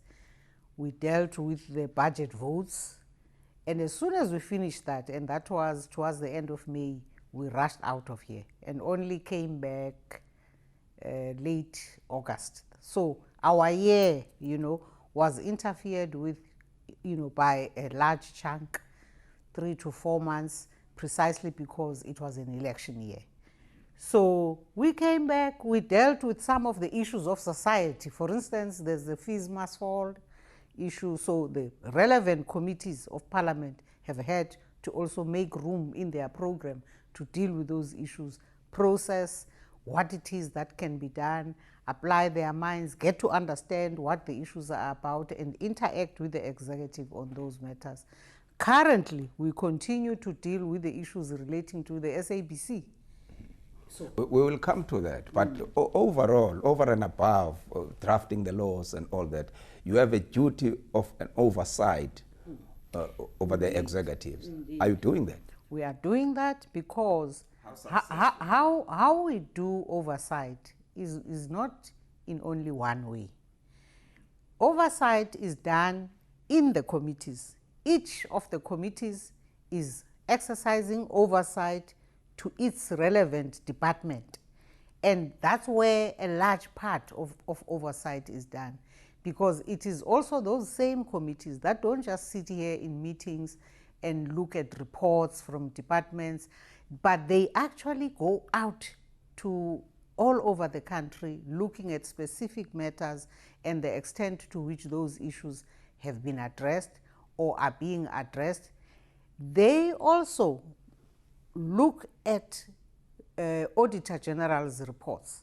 And in fact, when we arrived here in 2014, the new Auditor General came to talk to us about his concern in terms of oversight, that sometimes parliamentary committees make certain observations. We then, forward those reports and those issues to the executive. But the Auditor General's office was then observing that sometimes, in spite of Parliament having pointed out some issues, you would see the same trends being repeated still in the next 2 years. Which means your oversight is lacking somewhere. Which means that we have exercised the oversight. This is precisely what the Auditor General is saying. He's saying that you fail to follow them up. You exercise your oversight, you follow up, because you write back to the executive to say, good people, watch this. Here is something that is being raised, that is being lifted, which is a problem. And he is saying, I suggest as Auditor General that you don't assume that those things have been corrected. So we then have to keep going back to our committees to say, you know what, check whether this matter that you had raised last year or that had been raised 2 years ago has been followed up. So it's ongoing work. It's never finished. Absolutely, that we understand. But talking about the Auditor General's report, obviously we can also talk about the Public Protector's report. And if we can talk about that one on the issue of Nkandla, I mean, this parliament... Oh my God. Really? Aren't you tired of talking about Nkandla? As if there's nothing else happening. No, but want to contextualize it on your role as an oversight over the executives, that it has damaged this institution. That is a fact, Madam Speaker. No. What damages the institution is when you, media people, in playing your own role, you just sensationalize, and it's more an issue of yes. Madam Speaker, there was nothing sensational here. The public protector issued a report on Nkandla. Instead of you taking the report for a review in the court of law, you went up and down Nkandla, and then you came with films or bioscopes, and that was you. It was not the media. No, it so was. You mishandled. No, let me tell you. Let me tell you what happened. The first report came out, right? And in fact, came to Parliament, and we created an ad hoc committee. Why, if I can ask you, Madam Speaker? Because that's the mechanism through which Parliament examines issues that come to it. If there is no specific portfolio committee to which you would ordinarily send the relevant committee report, or you send it to the corresponding portfolio committee, you create an ad hoc committee, because it's a much broader matter which does not reside necessarily somewhere.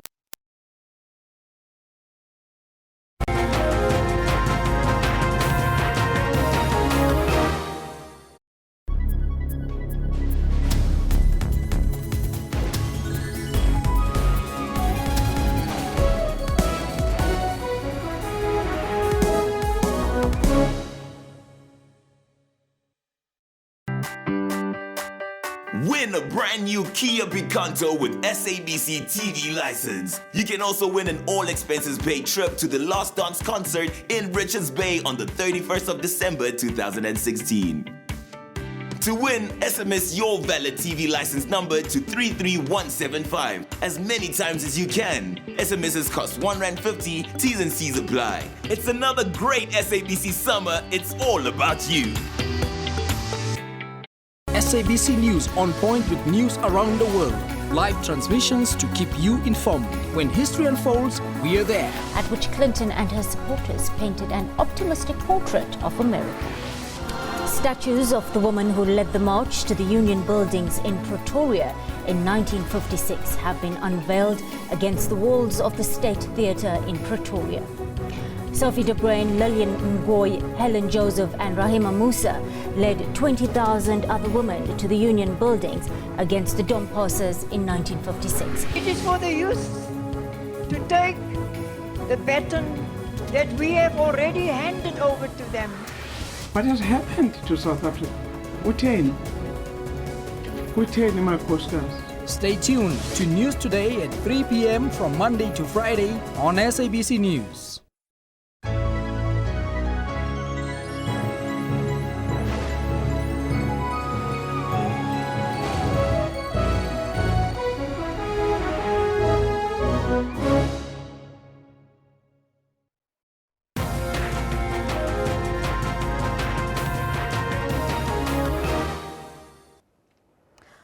Well, welcome back to Newsroom. Now, we earlier reported that 3 prisoners were killed and over 20 people, including prison warders, were injured when a gang of inmates allegedly tried to take control of the St. Alban's prison in Port Elizabeth. Currently, the prison is on lockdown and the Deputy Minister of Justice and Correctional Services is due to visit the prison later today. Let's go back to our reporter, Lerato Tipa. We seem to have cut from her a bit earlier on. She's at the St. Albans prison in Port Elizabeth. Thank you very much for coming back to us there, Lerato. Is there any additional information that we have at this point about what led to that brawl at the St. Albans prison? Nothing as yet, Crisalda, but if you just take a look just behind me, when we arrived here, there isn't a high guard of police just at the gate. People have been turned away. They declared yesterday, obviously, that this area now is a crime scene, as has also been on lockdown. So no much activity happening at St. Albans, just a high guard at the gate. But in terms of the latest information, it's still as it was yesterday, that earlier yesterday morning, 5 inmates attacked prison officials during breakfast.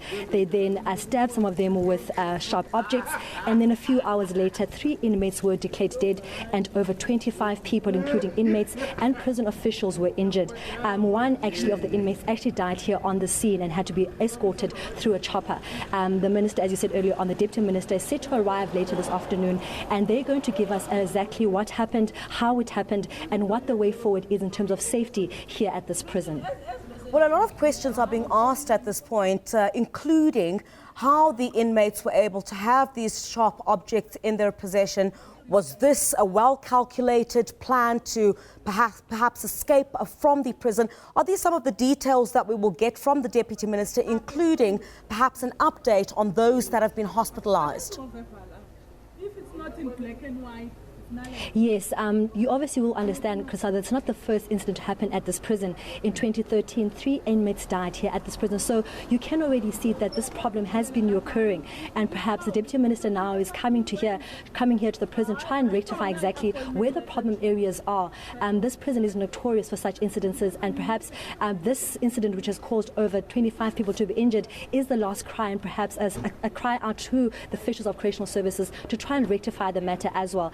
We are not yet sure exactly what measures are going to be put into place, where the inmates who committed this crime are, which hospital they've been put in, those who have been injured. So all of that information is still sketchy as per now, but later at 12 o'clock, when the press conference takes place, we will hear exactly the way forward, what measures will be put in place, and also how this actually happened in such a facility. Well, the facility is on lockdown. We're seeing some cars that are just going through the gates there at this time. Just from your observation, has the security there been beefed up? Are we seeing quite a lot more officials being brought in before or ahead of the visit by the Deputy Minister? What's the situation now? Does it look like additional security has been brought in, of course, pending the outcome of such an investigation into what really happened there? At the gate right now, there isn't such a high contingency of guards. You just look behind me, there are just about 7 or 8 of them standing at the gate. But everyone who comes in is obviously being checked as per usual. But most importantly, visitors are being turned away. And I think that's pretty much their job this morning, to tell people that, you know what, you can't visit your family members, that this is officially now a crime scene. And up until the investigation is done, then people can come and visit their loved ones. So where we are at the gate right now, there is just a normal number of people who normally guard the gate. But where the press conference is going to be taking place, just a bit inside, I am aware that there's a high police contingency there where the minister will be arriving.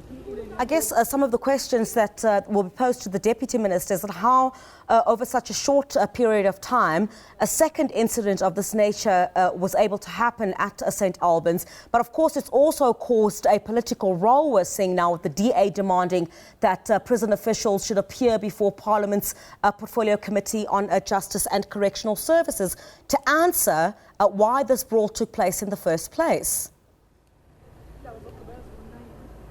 Yes, it's the second incident in 3 years, and you then ask yourself what has happened between 2013 and 2016. Just speaking to some people here, some officials as I arrived, they were just saying that, you know what, enough has happened in this prison. Even themselves don't even feel safe in their own centre. They said that when it happened in 2013, they thought that something higher measure will be taken to put their lives at safety. And now 3 years later, 3 inmates have died, and still nothing has happened. So really complaints coming from the officials themselves saying that, you know what, not enough is being done here. They are here to provide a service to government, and then the same government is not able to make sure that they are protected as well. So we're going to hear from the minister. More important is that how does this happen 3 years later? How in a space of 3 years we're not able to identify the problem areas? We also did hear that there is apparently speculation of gang-related incidences happening inside the prison. So how in 3 years was that not able to identified and also rectified? Those are some of the questions coming in also from family members and also from the officials here at the prison. So people not really feeling safe, and above all, which is quite not good to hear, that officials actually saying that they're not safe at this prison and that enough is enough now. Their safety must be guaranteed. Just very quickly there, Lerato, this is not the first time that the issue of gang violence has come up at the St. Albans prison. The prior investigation into the incident in 2013, had there been any tangible outcomes from that initial investigation to deal with some of these incidences which are clearly creeping up for a second time around, resulting in the death of these 3 inmates? It's not clear as yet, Crisaldo, whether what happened in 2013 there was an investigation done. I am aware, though, obviously, that the issue of gang is not only just singular to St. Albans, but singular to Port Elizabeth as well. There has been the Metro Police introduced and various other contingents of police introduced to try and rectify and fix the issue of gang-related violence.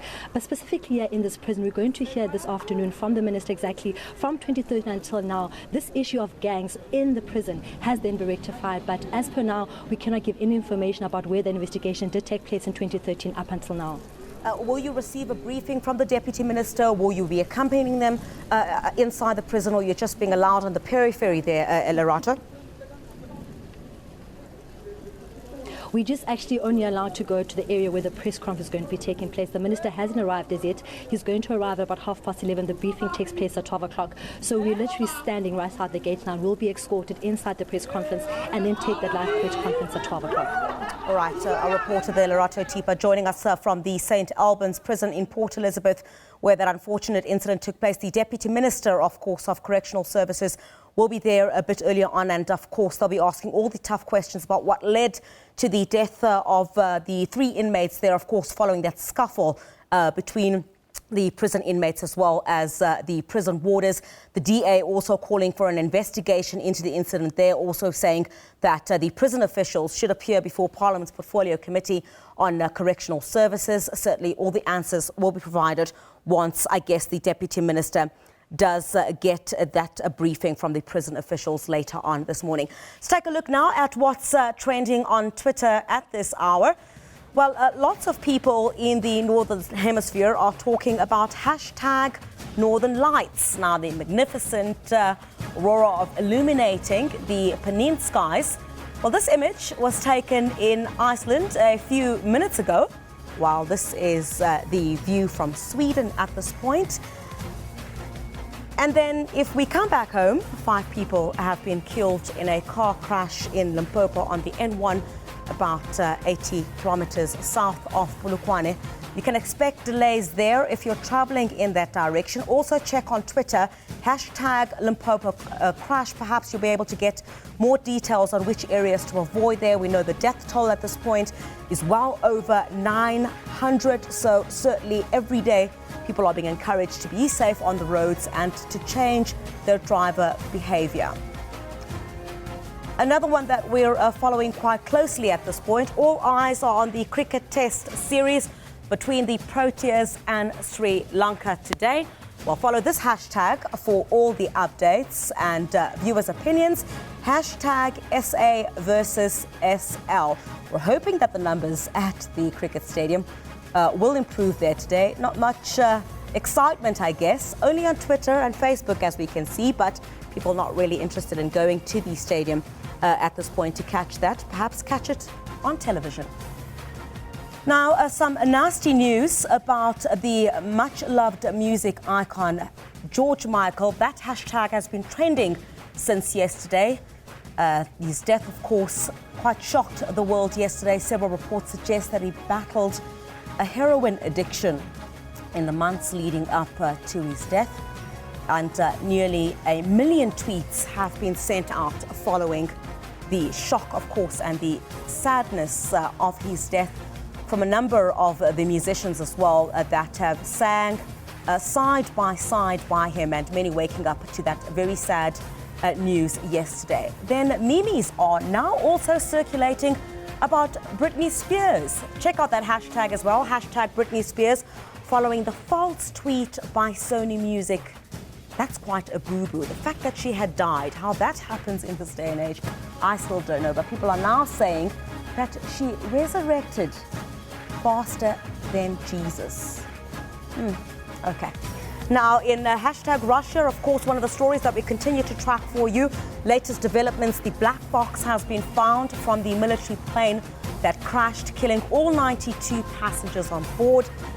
Technical problems and pilot error has been blamed for that crash. Russia, of course, is still in mourning. Now, JP Duminy and Stephen Cook scored half centuries, but 4 wickets for Suranga Kamako and 2 for Haranga Haranath restricted South Africa 267 for 6 on the opening day of the first cricket test against Sri Lanka in Port Elizabeth. Germany made 63 and Cook 59 as South Africa threatened to dominate on a dry track at St. George's Park. Now, for the latest on the second day of the first test, we go live to the friendly city. Absolutely every reason to be delighted. 5 for Suranga Lakmal.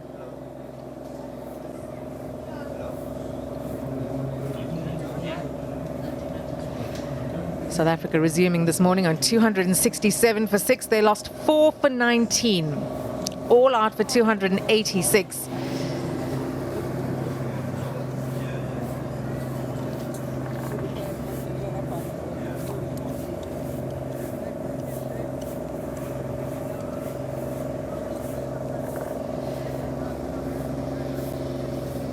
South Africa winning the toss yesterday, electing to bat. Some good starts, some good half centuries coming through, but nobody pushing on to get 100. And then this morning it was all Sri Lanka as South Africa folded pretty meekly, one would have to say. 267 for 6, 286 all out.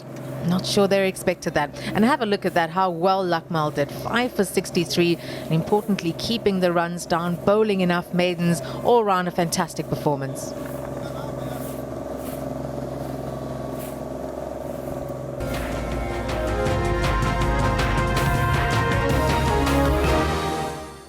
So earlier this year, South African tennis appointed a new CEO, a man with a kind of track record that makes anyone interested in sustainable jumpstarts sit up and take notice.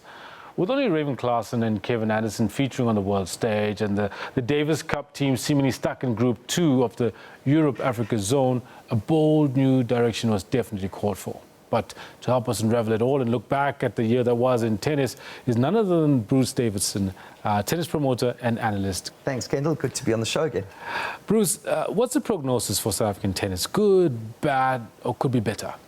I'm excited. I'm very excited. And I think that this appointment of Richard Glover as the new CEO was a very, very bold move by the board.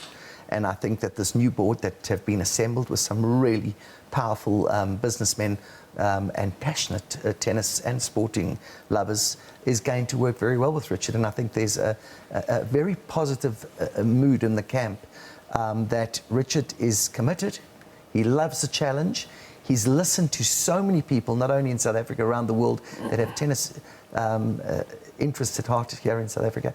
And what he said in an open letter, which he sent to all the tennis fraternity, is that he, in all his career, hasn't believed how many people he's spoken to with such passion for a sport like they have for tennis in South Africa.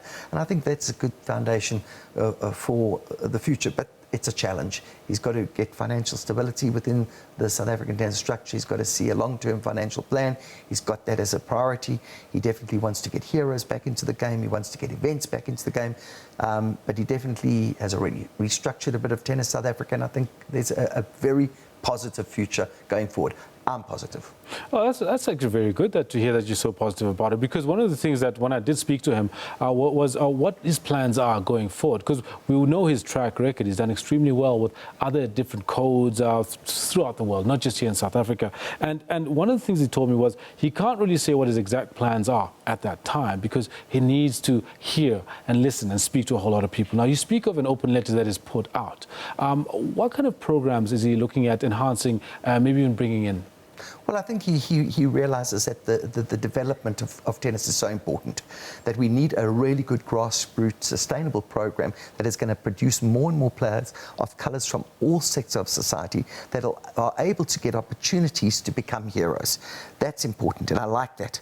I think it's also very important, Richard sees eventing very important. He knows that South Africa love to see top events. We know that the Davis Cup is coming to Irene Country Club in February. We're playing Estonia, but he wants others to come along, and a lot of them not only to develop the up-and-coming players that get points, but he wants to bring heroes to South Africa so that South African tennis players, especially the young ones, can see the heroes in action. So he's put a very good strategy together. He presented it to the board. They rubber-stamped it. I'm going to share it with you because I think it's important that your viewers know about it. He has already shared it with most of the tennis fraternity, but I'm very excited. I think that he has got a drive to go long-term, forward and fast. Now, looking forward to that, I can tell you that, Bruce. Now, Raven Klaasen has been doing pretty well. This year has been a phenomenal year for him. He's gotten himself into a place where he's now actually headlining sports stories. Can you tell us a little bit about what his mindset is and what he's planning for the next year? Well, I think that he's in a very good space at the moment. He's ended the the year on a high, got to the finals of the ATP finals in London. I was there. I was with him. He was very excited. Him and Rajiv Ram have a big plan going forward. He's been hard at work in Cape Town. Speaking to him, he's on track with his preparation. He feels he's looking good. He's looking forward to Australia. He's done well in Australia, got to finals and semis there. So he's really looking forward to a great year, and I think we're going to see a lot more coming from Raven now that he's tasted this top 10 ranking and top 6 team ranking with Rajiv Ram. And Kevin Anderson, I had a chat with Neville Godwin, his coach, a couple of weeks ago, and he was actually quite positive about Kevin Anderson's preparations for next year. What do you know about Kevin and what he's planning for next year? Just left South Africa, funny enough, to go back to the USA. Spent a couple of weeks here training with Neville Godwin at St. Stithians, his old alma mater. He obviously has had a really challenging year, slipped down to number 67 is his present ranking. But, you know, Kevin has been up in the top 10. He's been right up there in the top 20 for quite a period of time. And injury has just plagued him. But he's feeling good. He's looking good. He's striking the ball well. And you know what? He's always going to be a danger man. So I think he's got a very few points to defend throughout the year. So watch Kevin. he could rise right up to the top again. No, very good. Now, for the first time in years, there's a new number one for both the men and women's tennis. We've got Andy Murray, who's taken over from Novak Djokovic, and Angelique Kerber, who took over from Serena Williams. And mind you, Serena Williams, it was the first time in women's tennis in, I think, over 3 years that there was a new number one when Angelique Kerber took over in September. Can you tell us what's happening in that rarefied atmosphere? Well, I think it's very good for tennis that we've got new numbers one, because, Djokovic and Williams were kind of dominating, and people were getting a little bit upset that they were just taking it all. Then all of a sudden, Andy Murray just comes to the fore. He's only 1,000 points ahead of Djokovic, but he ended the year on a bang, winning in London, and he goes into the new year as the world number one. It's good for the game. And I think there's a lot more coming from Andy, funny enough. But watch, Roger Federer's coming back. We picked it up on the news clip. And, of course, I've got a lot of hope in Rafael Nadal. He's looking so good. I spoke to his coach and his manager, and they believe that 27 is going to be a big year. So I think in the men's game, it's going to be exciting. I think hard work Andy Murray's got to keep that number one ranking. Going to the women, 2,000 points separate Gabba from Williams. I think she's still got a lot left in the tank. I think she can increase that. But never write off Serena. Serena, although she's equaled the record of 22 Grand Slams of Steffi Graf, she's a competitor. A women's game is going to be an interesting one, but good news for Gabba. It didn't end as well as we wanted her to end the year, but she's going back to Australia. A lot of points to defend. It's going to be very interesting. No, Bruce, thank you very much. Definitely not enough time to cover all the things that I think would be able to cover talking tennis. The new generation that's coming up, that's bubbling under both men's and women's. I'd like to be able to touch base on that, but maybe we'll do that in the new year. Absolutely, and thank you very much, and all the best to you guys. There you go, Bruce Davidson, tennis analyst and promoter, talking to us about the year that was and some of the things that we can look forward to for next year.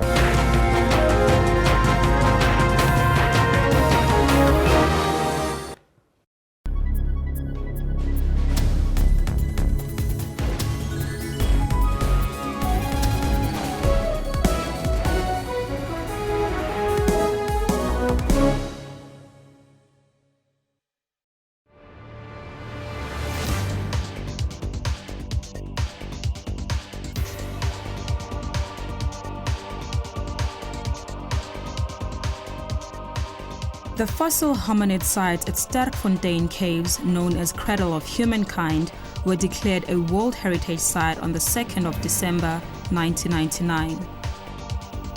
The Cradle of Humankind covers an area of over 47,000 hectares of privately owned land northwest of Johannesburg. Most of the site is on dolomite, a rock type which is slightly soluble in water. There are currently over 200 caves on the site and 13 fossil sites. We know that Australopithecus africanus were present in the cradle from about 2 to 4 million years ago. It is generally known that hominids are close relatives of human ancestors.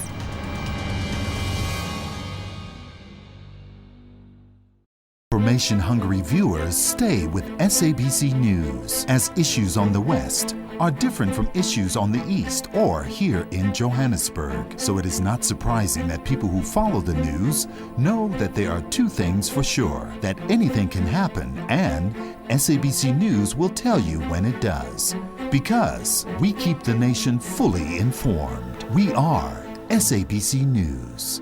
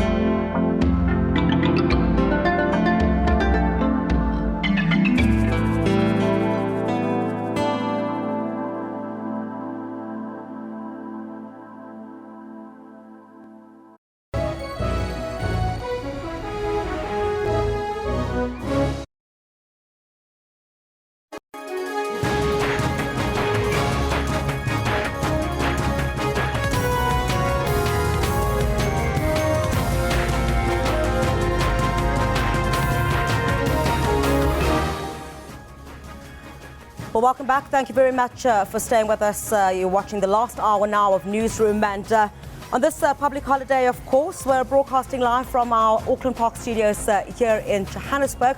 We'll bring you all the latest news as well as some of the cricket coming out of Port Elizabeth. But our focus this morning is on the drought. And many, of course, are still in a festive mood. And our question of the day, we ask you, how did you find out that today is a public holiday? Many are saying they found out here on Newsroom. Others are saying they found out on Twitter. Others are saying they found out on the presidency's Twitter page. Now, also remember, we're also conducting a poll, and we're also asking, why were there so few people at the cricket match between South Africa and Sri Lanka? We see it's the very same situation today. Not many have taken it there, and the latest on the poll is that 46% are saying I'm on holiday. That's expected. 12% waiting for the next test, and 42% saying I don't care. Many of them saying they don't care because, of course, they're at the beaches and still enjoying their holidays. But before we get into all of that and all the other news that we have for you, let's take a look at the news headlines.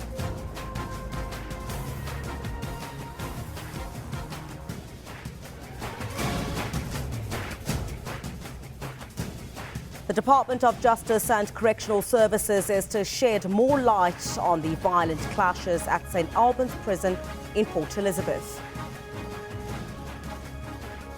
And authorities urge motorists to be more cautious on the road as wet conditions persist in most parts of the country. And the Proteas off to a solid start in their first test against Sri Lanka in Port Elizabeth. Well, more details on the violent clashes at St. Alban's prison in Port Elizabeth are expected today. The Deputy Minister of Justice and Correctional Services is due to visit the prison later this morning. 3 prisoners were killed when a gang of inmates allegedly tried to take control of the facility yesterday morning. Over 20 people, including prison warders, were injured. Inmates dead, over 20 injured, 2 are critical. This after 5 inmates overpowered prison officials during breakfast at St. Alban's prison. The other inmates then forced their way into the administration building and locked themselves in this administration section. Unfortunately, 1 person died at the scene and 2 others died at Livingston Hospital. 10 of those who were injured remain in a critical condition, 2 of them in a very critical condition. Meanwhile, last Friday, 2 prisoners were injured after a fire at local prison north of Johannesburg. 36 others sustained serious to minor injuries. Police were concerned that some prisoners were trying to break free in order to spend their festive season with their loved ones. Lerato Tipa, SABC News, Port Elizabeth. Well, with the wet weather persisting, motorists have also been urged to be cautious, as that weather, of course, will persist over large parts of the country. With rainy conditions in most parts of the country, chances are good that you will encounter wet and slippery roads, making journeys even more hazardous. It is expected to be quite rainy for the next couple of days. In fact, towards KwaZulu-Natal and Mpumalanga province, do look out for a good chance of rainfall, and some of it will make its way all the way towards Botswana. And that part of Africa is where we're expecting the biggest chance of rainfall. State in the northwest could see a 60% downpour, and if you'll be on the roads, this is likely to be the conditions you'll drive under. With more rain, expect poor visibility. Motorists are advised to drive with caution. People should make sure that their headlamps are on. They should make sure that their tires are not worn out, their wipers are working, and, a safe following distance. And remember to take your time on the road. High speed could send you down a slippery slope. Please make sure that you don't exceed the speed limit, be patient, and also take care of your vehicle. Your vehicle should be roadworthy. Meanwhile, the South African Weather Services has warned of possible flash floods in Gauteng. Emergency services are on a 24-hour watch for areas along the Yuxke River. From our side, we are on high alert. You will understand that mostly when we have flash floods in the city, the hardest hit will be our 189 informal settlements throughout the city of Johannesburg. have been warned not to drive through flooded areas, as this could be very risky. Manqaba Mchunu, SABC News, Johannesburg. And it's been a bleak Christmas for the families of the 3 mine workers who were trapped underground in the Lily Gold mine disaster in February. The families had expected the bodies to have been retrieved by now, but the mine, which is situated near Barberton in Mpumalanga, stopped production in March and has applied for business rescue. It needs a 200 million rand bailout to drill a new shaft to retrieve the container office that vanished into a massive sinkhole. Hurt, pain, and confusion. That's how these 3 families describe their condition. They didn't go home for Christmas, but opted to stay in this house closer to the mine. I'm not all right. My heart aches because I find myself living here in the bushes in some cracked house because of the children trapped in that mine. Now I say it's enough. Msebenzizwane has played with us together with the president because he too has not acted. The families say they are disappointed at how government has handled their plight. Our government don't care about us. They only care about us when they want our votes. Once we vote for them, they don't care. On February 5, a rock fell at the mine, causing it to collapse. Yvonne Mnisi, Priti Nkambule, and Solomon Nyirende vanished. They are believed to be trapped in a container underground. The mine has been unable to retrieve them because of lack of funds. The families say for the past 10 months, they wake up each day and come to this mine hoping to be reunited with their children. Sibongile Mkanimpolweni, SABC News, Lily Mine in Barberton. Former Aurora mine workers at Orkney in the northwest hope that the new year brings with it better prospects. Scores have still not been paid their outstanding salaries despite several court victories in their favour. 7 years on and still in financial limbo. 50-year-old Louis Koza, a migrant worker from Mozambique, amongst scores still awaiting payouts. It's had disastrous effects on his wife and 5 children. Koza has not been home in 7 years. We can't go home because we don't have money to go home. We're just sitting here. There's nothing to do and to eat. We're so hungry. We survive if there's someone visiting and giving us money to buy something small. So devastating that some mine workers died allegedly due to stress and depression. Workers says the favorable court judgment has not translated into anything tangible, and they have lost all hope. I have been unemployed since 2009, and that makes my life difficult. I could have been at home, but there is no money. Some of us lost wives. There is no woman who can stand a poor man who doesn't send money or come home for 7 years. The National Union of Mine Workers is equally frustrated. They want the process to be expedited so that workers can be paid. It has taken time, even after Kulubuzwe has declared that he will pay. Judiciary is failing us. Let me put it very clear, because they were supposed to be moving very quickly, because it has been long. So, but we have instructed our lawyers to talk to the judiciary so that they can speed up the process of attaching the property of those directors so that the workers can be paid. The court ruled that the company directors Kulubuzwe Zuma, Zondwa Mandela and 3 others are liable for stripping the mine of its assets. They allegedly failed to pay salaries of 5,000 mine workers. Muitsi Masibi, SABC News, Orkney. Sexual assaults on groups of minor boys appear to be on the increase. Children's rights groups are very concerned, and they're urging parents to be vigilant regarding their children's safety, not just during the holidays, but all year round. In the following case, the perpetrator was not a stranger to the group of young victims Please be warned, the victims give graphic descriptions of the ordeals. An encounter these boys would rather not remember. Some too young to understand the ordeal. This teenager was part of a group of 8, allegedly sexually assaulted.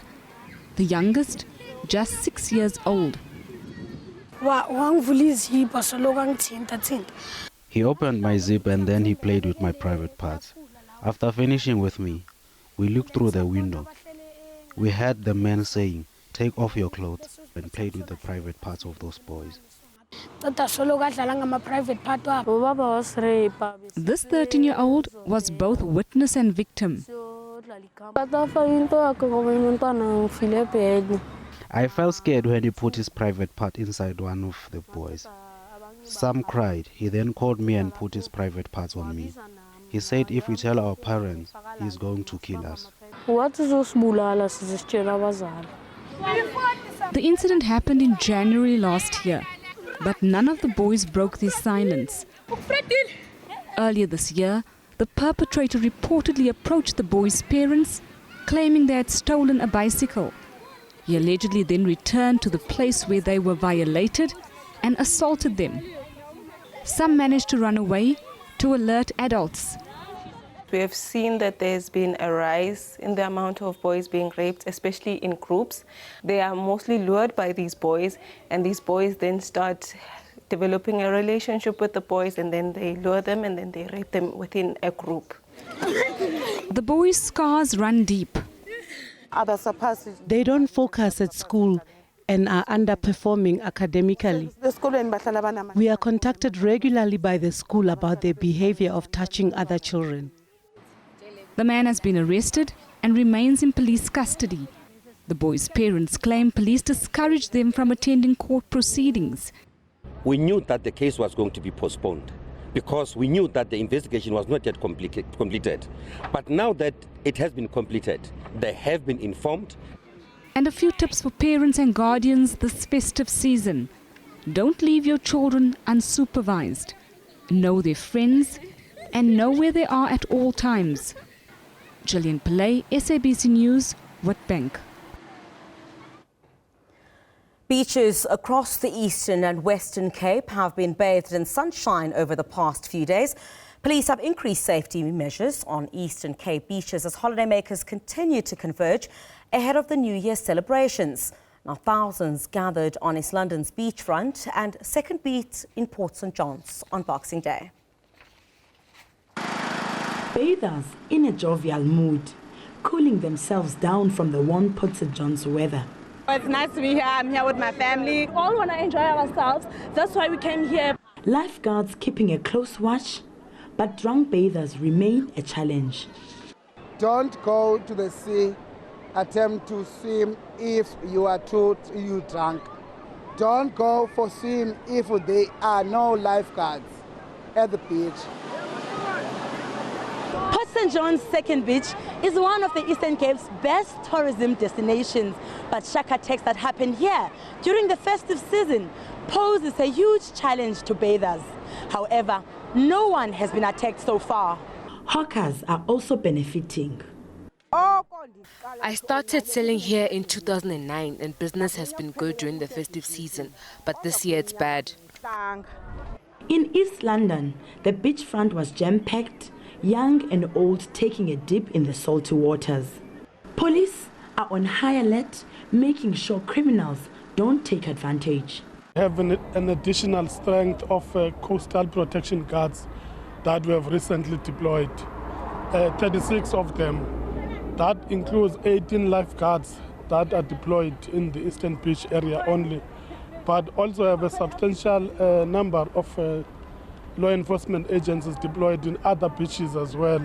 The number of tourists is expected to increase significantly as we head towards the new year. Simkita Mangunana, SABC News, Port St John's. And Cape Townians and tourists made use of a sunny but windy Boxing Day to enjoy the city's beaches. The National Sea Rescue Institute issued a warning to beachgoers and fishermen that the new moon spring tide has started building in intensity and will continue until its peak on Thursday. The annual traditional celebration after Christmas, family time at the beach. Thousands made their way to enjoy the surf and sand. I decided to come to the beach just to be outside. It's a lovely day in Cape Town. It's very sunny. It rained over the weekend, so it's a perfect day for the beach. You are at home, in your family, holiday, so it's a time to enjoy yourself. Law enforcement officers were on guard to ensure public safety. Since the beginning of the festive season, officers have confiscated a record amount of alcohol. So far, 9,700 bottles of liquor confiscated. That's almost just on about 6,000 litres of alcohol. Very worrying for us. Almost triple the figures from 2 years ago. City officials say while public safety at the beach is still a priority, there have been 6 reports of drowning and 12 near-drowning incidents. A strong law enforcement presence was on hand to ensure that the day proceeded smoothly. Carmel Lochmerk-Roberts, SABC News, Cape Town. Now, 2016 will go down in history as the year where the ANC lost some key metros, and this is all because of the tightly contested local government elections. Now, there was a record high number of voters and politicians wanting your vote, and in the end, there were winners and there were losers. Aldrin St-Pierre takes a look. We've brought you the elections manifestos. We have taken you on the campaign trails, the rallies and the door-to-door campaigns, and we caught the tension on tape. And even the drama when internal battles spilled into the public eye. Our cameras kept on rolling. And now, we bring you the race for seats. A record number of 63,654 candidates want your vote. And your votes have spoken. We only want service delivery for houses for the community. It's nice to be able to put something towards choosing your government. The numbers don't lie. This is what the national picture looked like. The ANC may have lost 8% of the local votes, but it remained in the majority, while the DA managed to gain over a quarter of the votes.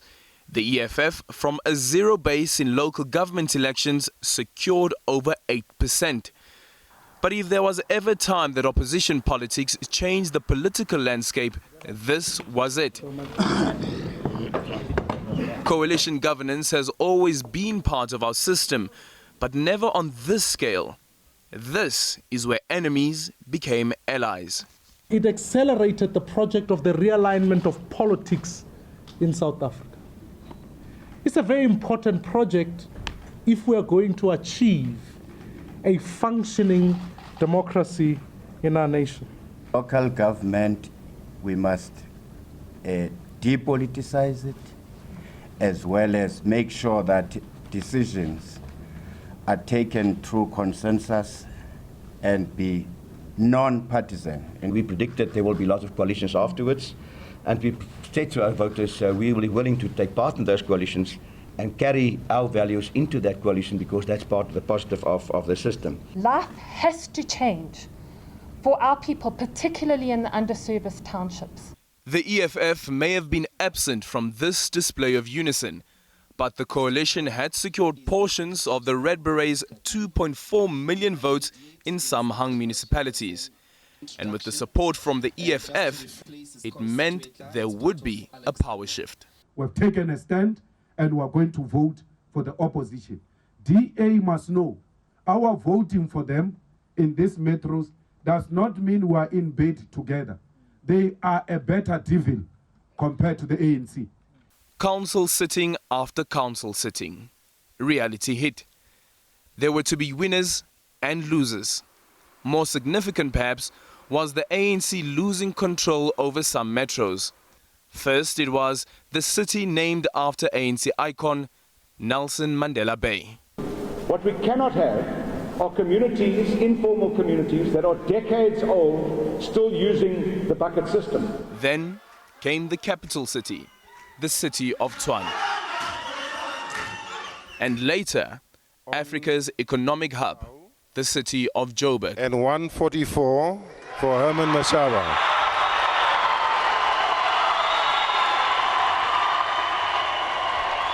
During this evening, the ANC also lost one of its councillors.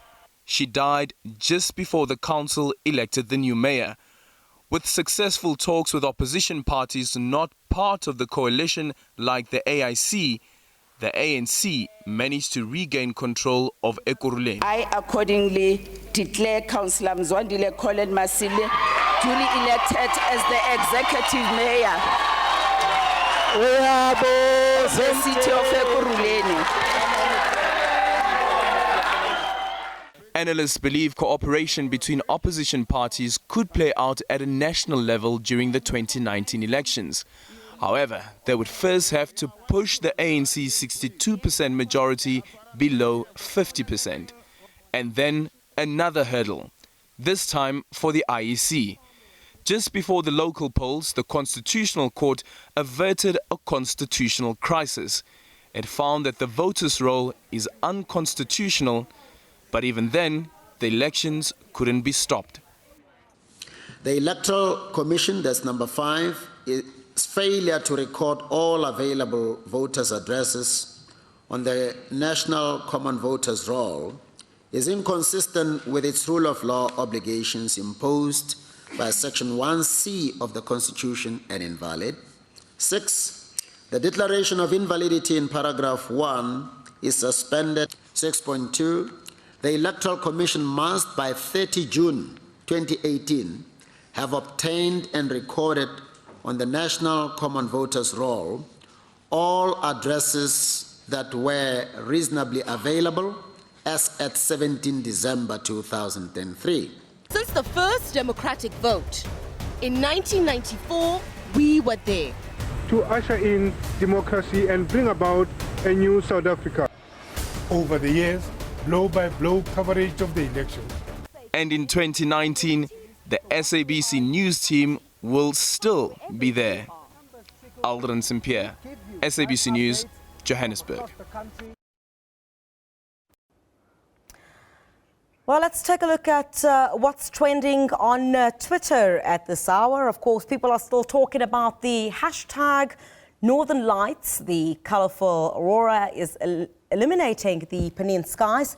This image was taken in Iceland earlier, while this is the view from Canada. Then in other news as well, the US President-elect Donald Trump has landed himself in hot water again after he criticized the United Nations in a tweet he sent out last night from his personal account at Real Donald Trump. He said the United Nations has such great potential, but right now it's just a club for people to get together, talk and have a good time. So sad. Now, Trump is expected to meet with the Republic of Congo's President Denis Sassou Nguesso today. And if we come back home, of course, one of the other sports stories that's making headlines is the test series between the Proteas and Sri Lanka, which is still underway. You can follow this hashtag for all the updates and viewers' opinions, hashtag SA versus SL, and that's where you'll get all the details of what's happening in that test match. And of course, millions are still talking about the iconic George Michael, that hashtag as well you can check out, hashtag George Michael. He died at the age of 53 on Christmas Day. Many condolences are still pouring in. Several reports are now suggesting that he battled heroin addiction in the months leading up to his death. And celebrities and the others are also sharing stories about how generous George Michael was. He often gave and donated money to people's personal causes for charity. Let's take a look at that tweet from Richard Osman. He says, a woman on Deal or No Deal told us that she needed 15K for IVF treatment. George Michael secretly phoned the next day and gave that money to her, I guess showing some of the generosity that George Michael had. And I think we'll take a short break now. We'll give you more news once we come back from that ad break, and we'll still stay on that topic that we have today on the drought. Stay tuned.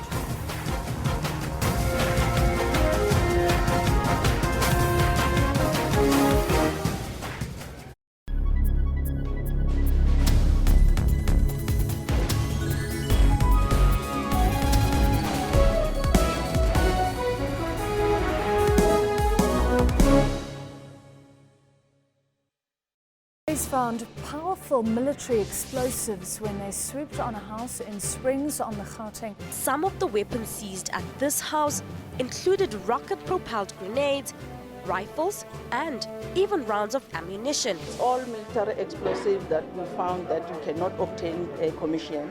The weapons found at the house not only had the potential to cause major damage to property, but they also put many lives at risk. I could have lost any one of my family members, or most of my family members.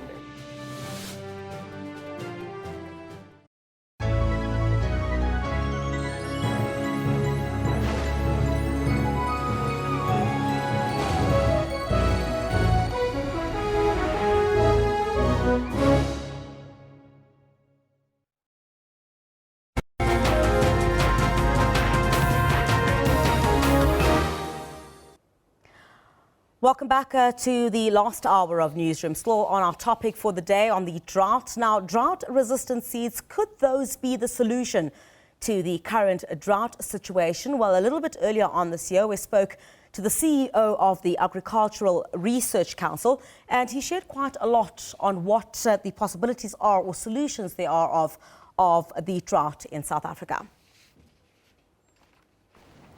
Well, the drought has certainly had a very devastating effect amongst livestock farmers because in many instances they were short on forages and animals, as you know, do need some water as they're grazing.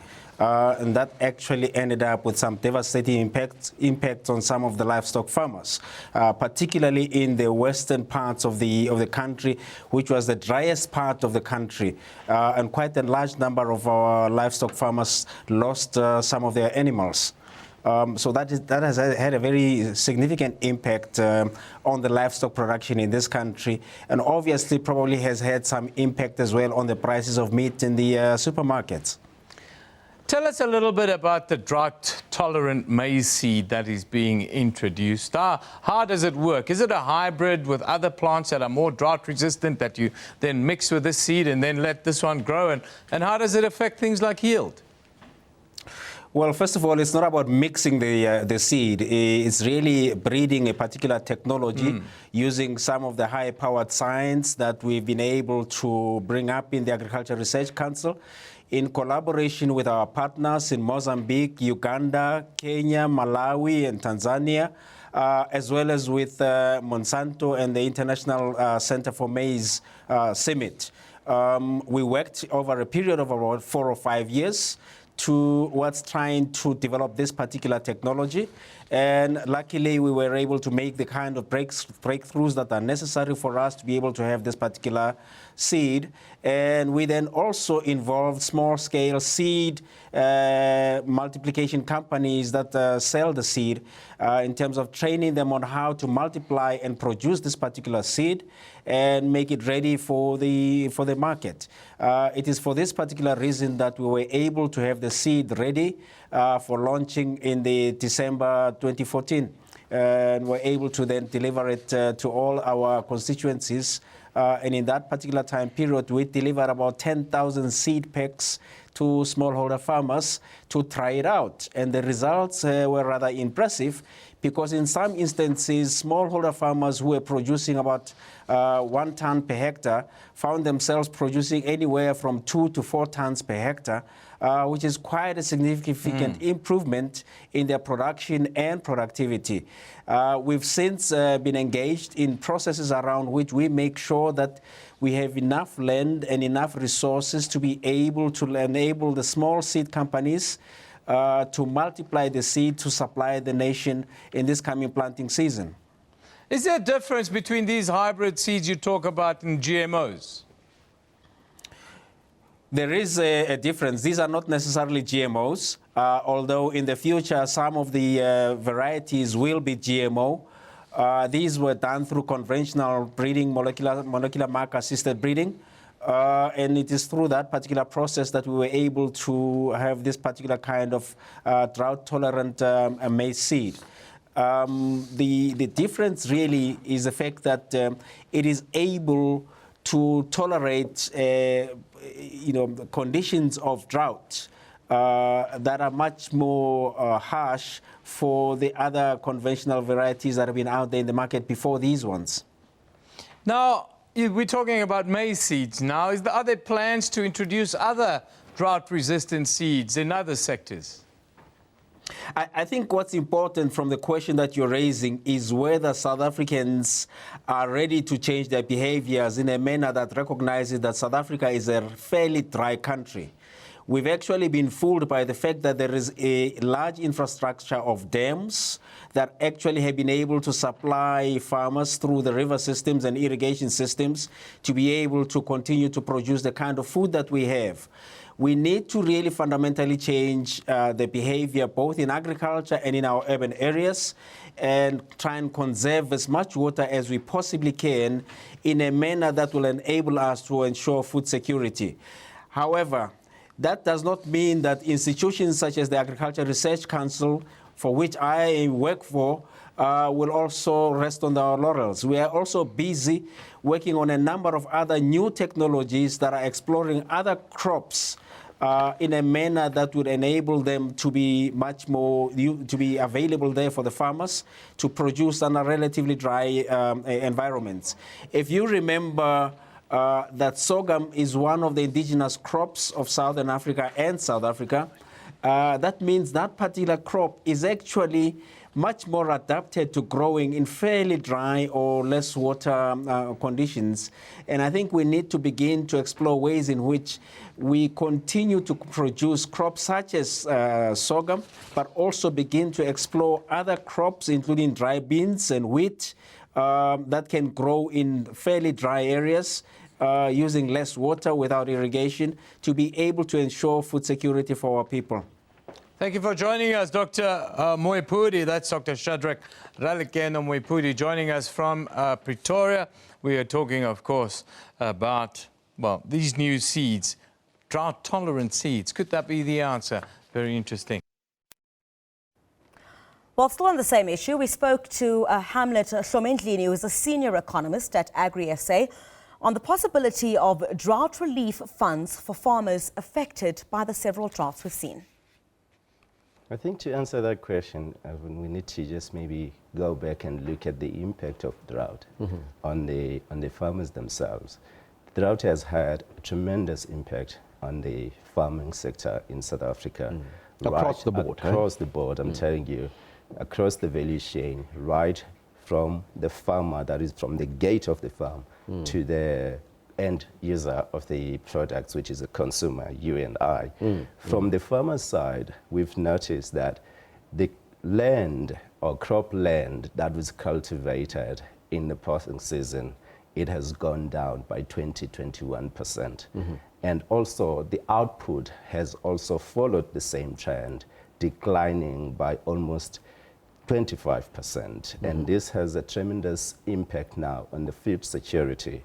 But not only that, we also noticed that food prices inflated because of that. And you would remember that 15% of the CPI constitute or represents the agricultural food, and therefore the end user is really impacted by this. And if we look at the crop production, and you'd see that during the 2015-2016 season, it has gone down by something like I said, 25%. And if you look at the livestock production, it's very bad in there, because we've seen a lot of livestock like cattle, sheep dying. We don't have exactly the accurate figure, but it is estimated that only in KZN, 40,000 cattle died during the last season, you know, And we've also noticed that there was a spike in the slaughter rate. Yes. Yeah, and we estimate that the slaughter for cattle has gone up by around 23%. Sheep has gone up by around 37%, and pigs about 12%. So the farmers, they are forced now to actually slaughter to make sure that their livestock, they do not die. And obviously from that perspective, when there's more meat on the table, then obviously the prices come down for the consumer. One would look at it like that, but it's not really that, because the demand for meat under the conditions is actually more, because most animals, rather than being slaughtered, have died. So the meat prices have gone up slightly, but compared to all agriculture or other foods, have stayed a little bit low. Now, let's go back to the point in terms of the drought relief funds. Yes. Are you feeling sidelined? To a certain extent, yes, we are feeling a bit sidelined. Why? As Agri-SA, we have gone to government and we have proposed to government that government should at least support the farmers under this cloud of drought. And, but isn't all farmers then being looked after in this particular relief? All farmers, when we were speaking to the government, we were speaking not only for the commercial farmers, we're speaking for all farmers across. Remember, agriculture in South Africa, whether you are smallholder or commercial, you contribute towards the sector, and you were affected by the drought as well. So when we were talking to government, we were talking for the farmers across. And what we proposed to the government was at least an interest subsidy of 3%. And what interest subsidy does, and it is something that has been implemented by numerous governments that have been under fiscal pressure when facing these natural disasters. They have implemented this. First, you need that when you need the interest subsidy when you have a problem with the carry debt, with the carry-over debt. That is the debt that has been incurred because of failure in crop outputs. And you also need it to facilitate the production for the next coming season. So that is why we needed that from government. Yes, government has pledged or has given an amount of 212 million. But where that has gone, we still have to see exactly where did it end up. We don't know exactly who the money has actually helped because we don't have it on our records. So black farmers and subsistence farmers, you are saying as Agri-SA, they are getting more support from government. We're not saying that. Remember, these farmers are facing a lot of challenges, and drought just added on that. There's just so many challenges that they are facing. And to be honest with you, 250 million, it's actually a drop in the ocean compared to what these farmers need, because it would just help just a small number of farmers. What happens in the case when we have a good year, when there's good rains and there's enough food for everybody? Does the farmers ever pay this money back to government, that government pledges in this case? Yes, you gotta look at it not in that way. Does farmers pay back the money? The commercial farmers, of course, they don't necessarily get money from the government. They get it through loans from the banks. And of course, the smallholder farmers, to a certain extent, they do get what we call not funding grants from the government. So they don't necessarily need to pay that back.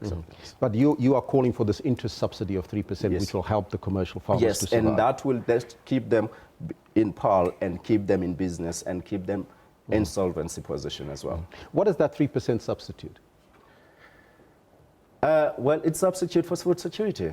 That's the main thing here. It's substitute for food security. We have to ensure that South Africa remains the net exporter of food, which is currently at the moment. So we have to make sure that is sustained and South Africa remains the net exporter of food. Mr. Lomandini, I thank you so much for your time and joining us here in studio. Thank you very much. Now that was the Agri-SA senior economist Hamlet Shlomendlini, talking to us about the drought relief funds and how hard they have been hit by the drought, as well as the call for that 3%.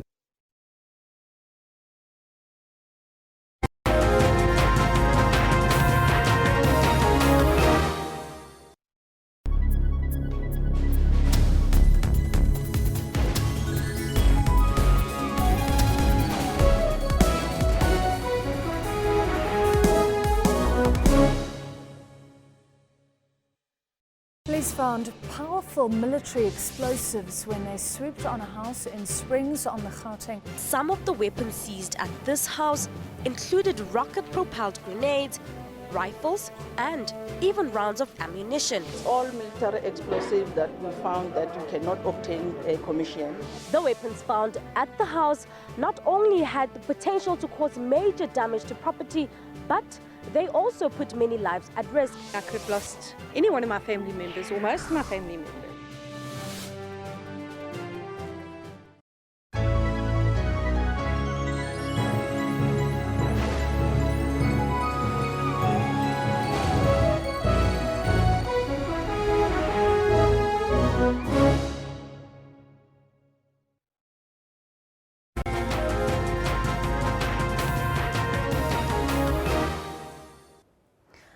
Some cricket news now. South Africa has been all out for 286. 5 wickets for Sri Lanka's Suranga Lakmal helped to mop up South Africa's resistance early on the second morning of the first test in Port Elizabeth. Now Sri Lanka is currently batting and South African fast bowlers have made their statement.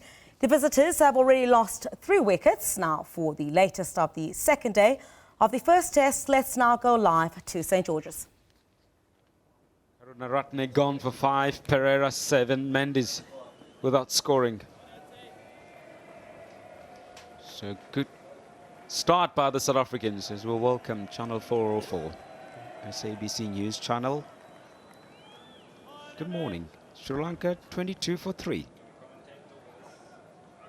South Africa made 286. Bowled out this morning. The Sri Lankans needed 4 wickets. Captain Angelo Matthews at the crease, yet to get off the mark. He's just faced the 1 ball.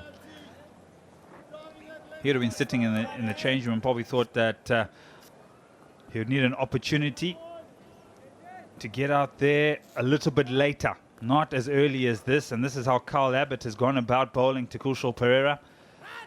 Feeling for it outside off stump. That was an inside edge. Nearly played it on. And then he said, okay, let me test the outside edge. And obliges, and Quinton de Kock does the rest.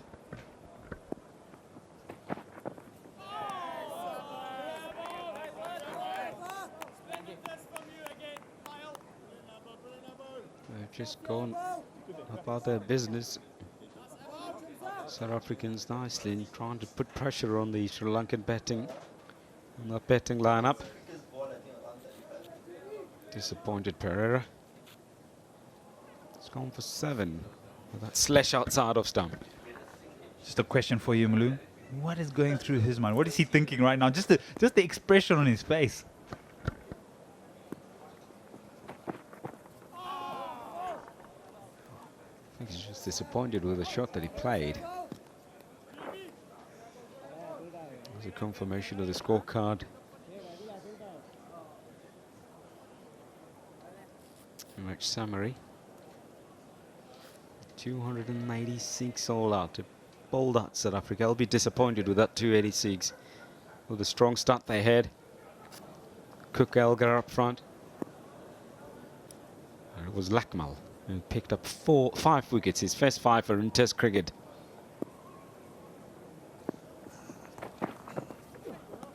He's had to wait a long time, isn't he?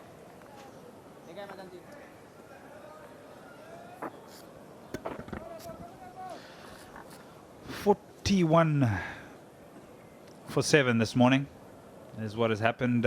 4 of those wickets are the South African wickets for 19, and then 22 for 3 are Sri Lanka. So it's been a morning of wickets, and it's been a morning of application with the ball for both teams. And Sri Lanka now are probably a bit disappointed with the way they've come up, because with the ball you sort of come off the field with a bit of momentum, bit of encouragement that the bowlers have done their bit, and now it's about getting out there with the bat.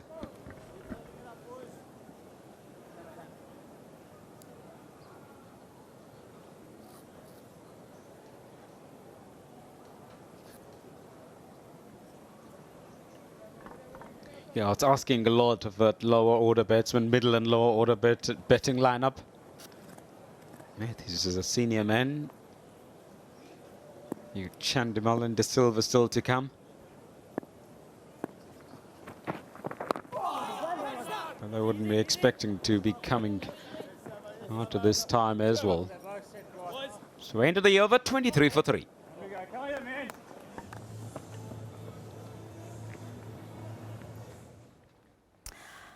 Well, that's all we had for you for today's edition of Newsroom. Thank you very much for watching. Until next time, well, if you're in South Africa, do enjoy the rest of your holiday, and we'll leave you with a lot of reviews from 2016. Do enjoy.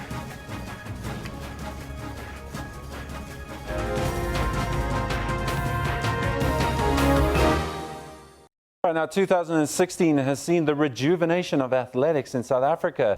Well, as president of the ASA, you must be excited. What was your abiding memory of 2016? Because there was plenty to think about, wasn't there?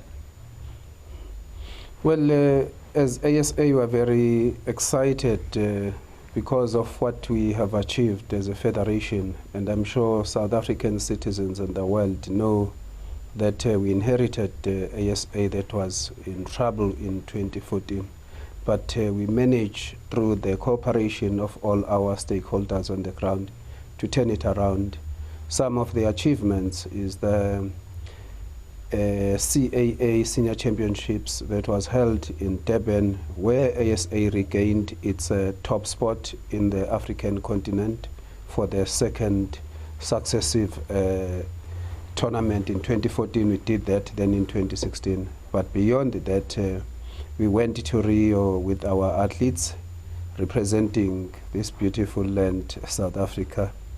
And we came back with 2 gold medals, 2 silver, and many of our athletes went through to the semi-finals and finals. But apart from that, the 2016 will be remembered as the year where Athletics South Africa improved its rankings since readmission of South Africa into international sport.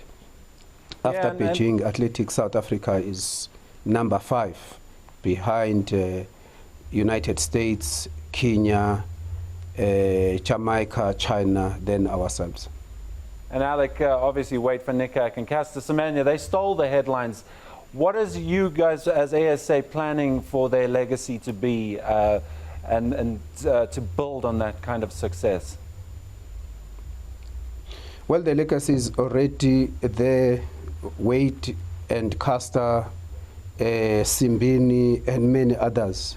But if you look at our younger athletes who are coming up, the likes of Gift, the likes of Munyai, the likes of Build, the young girl in the hurdles, they are all South African record holders, African champions, World and Commonwealth Games champions and medalists, and they are only 17 years and 18 years old.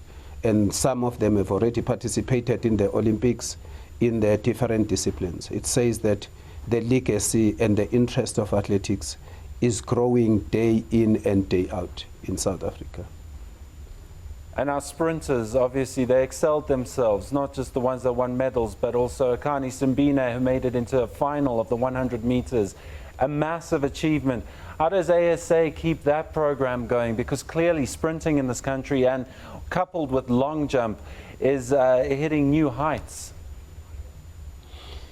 Well, from the 7th of June in 2014, when we got into that office, we said there is one thing that we are going to deal with, is to prioritize athletes and coaches to work together. And we did that over the past 2 years, and the results came through. And we have not only said we are going to do that and saw the results, but what we have done now, we have had the coaches symposium in Bloemfontein after Beijing, and we have set in structures in place.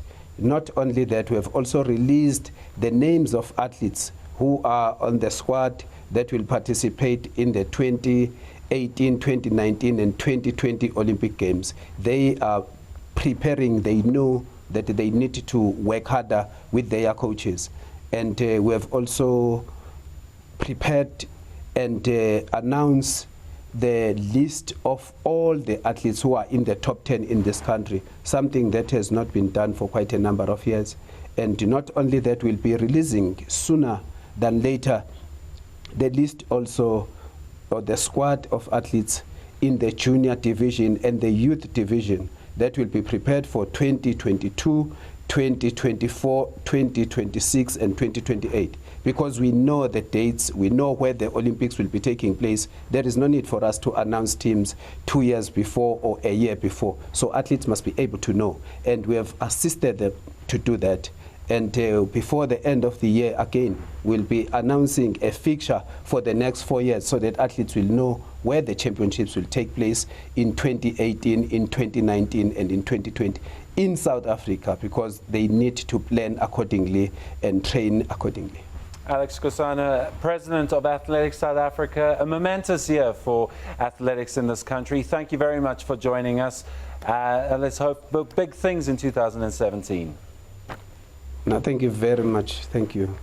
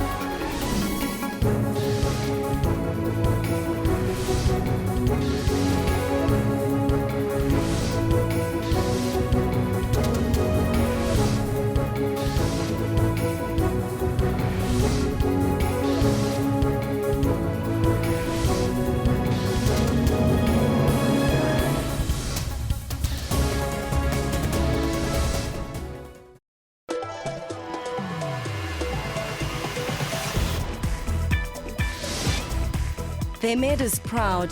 Wade Fanikak broke a world record winning an Olympic gold medal at Rio 2016, and he got named Sportsman of the Year in South Africa, a people's choice.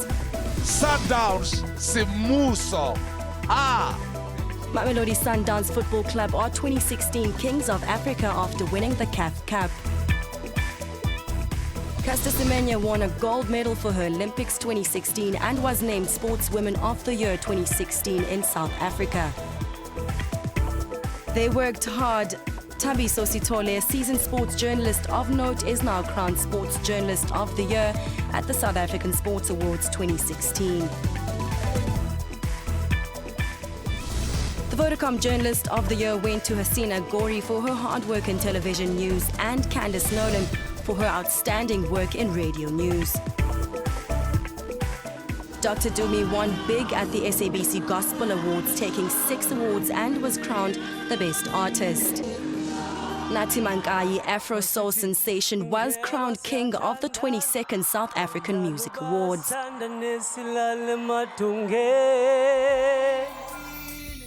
They will be missed. Mandoza Kwaito, singer known for his hit song Galagata, lost a battle to cancer.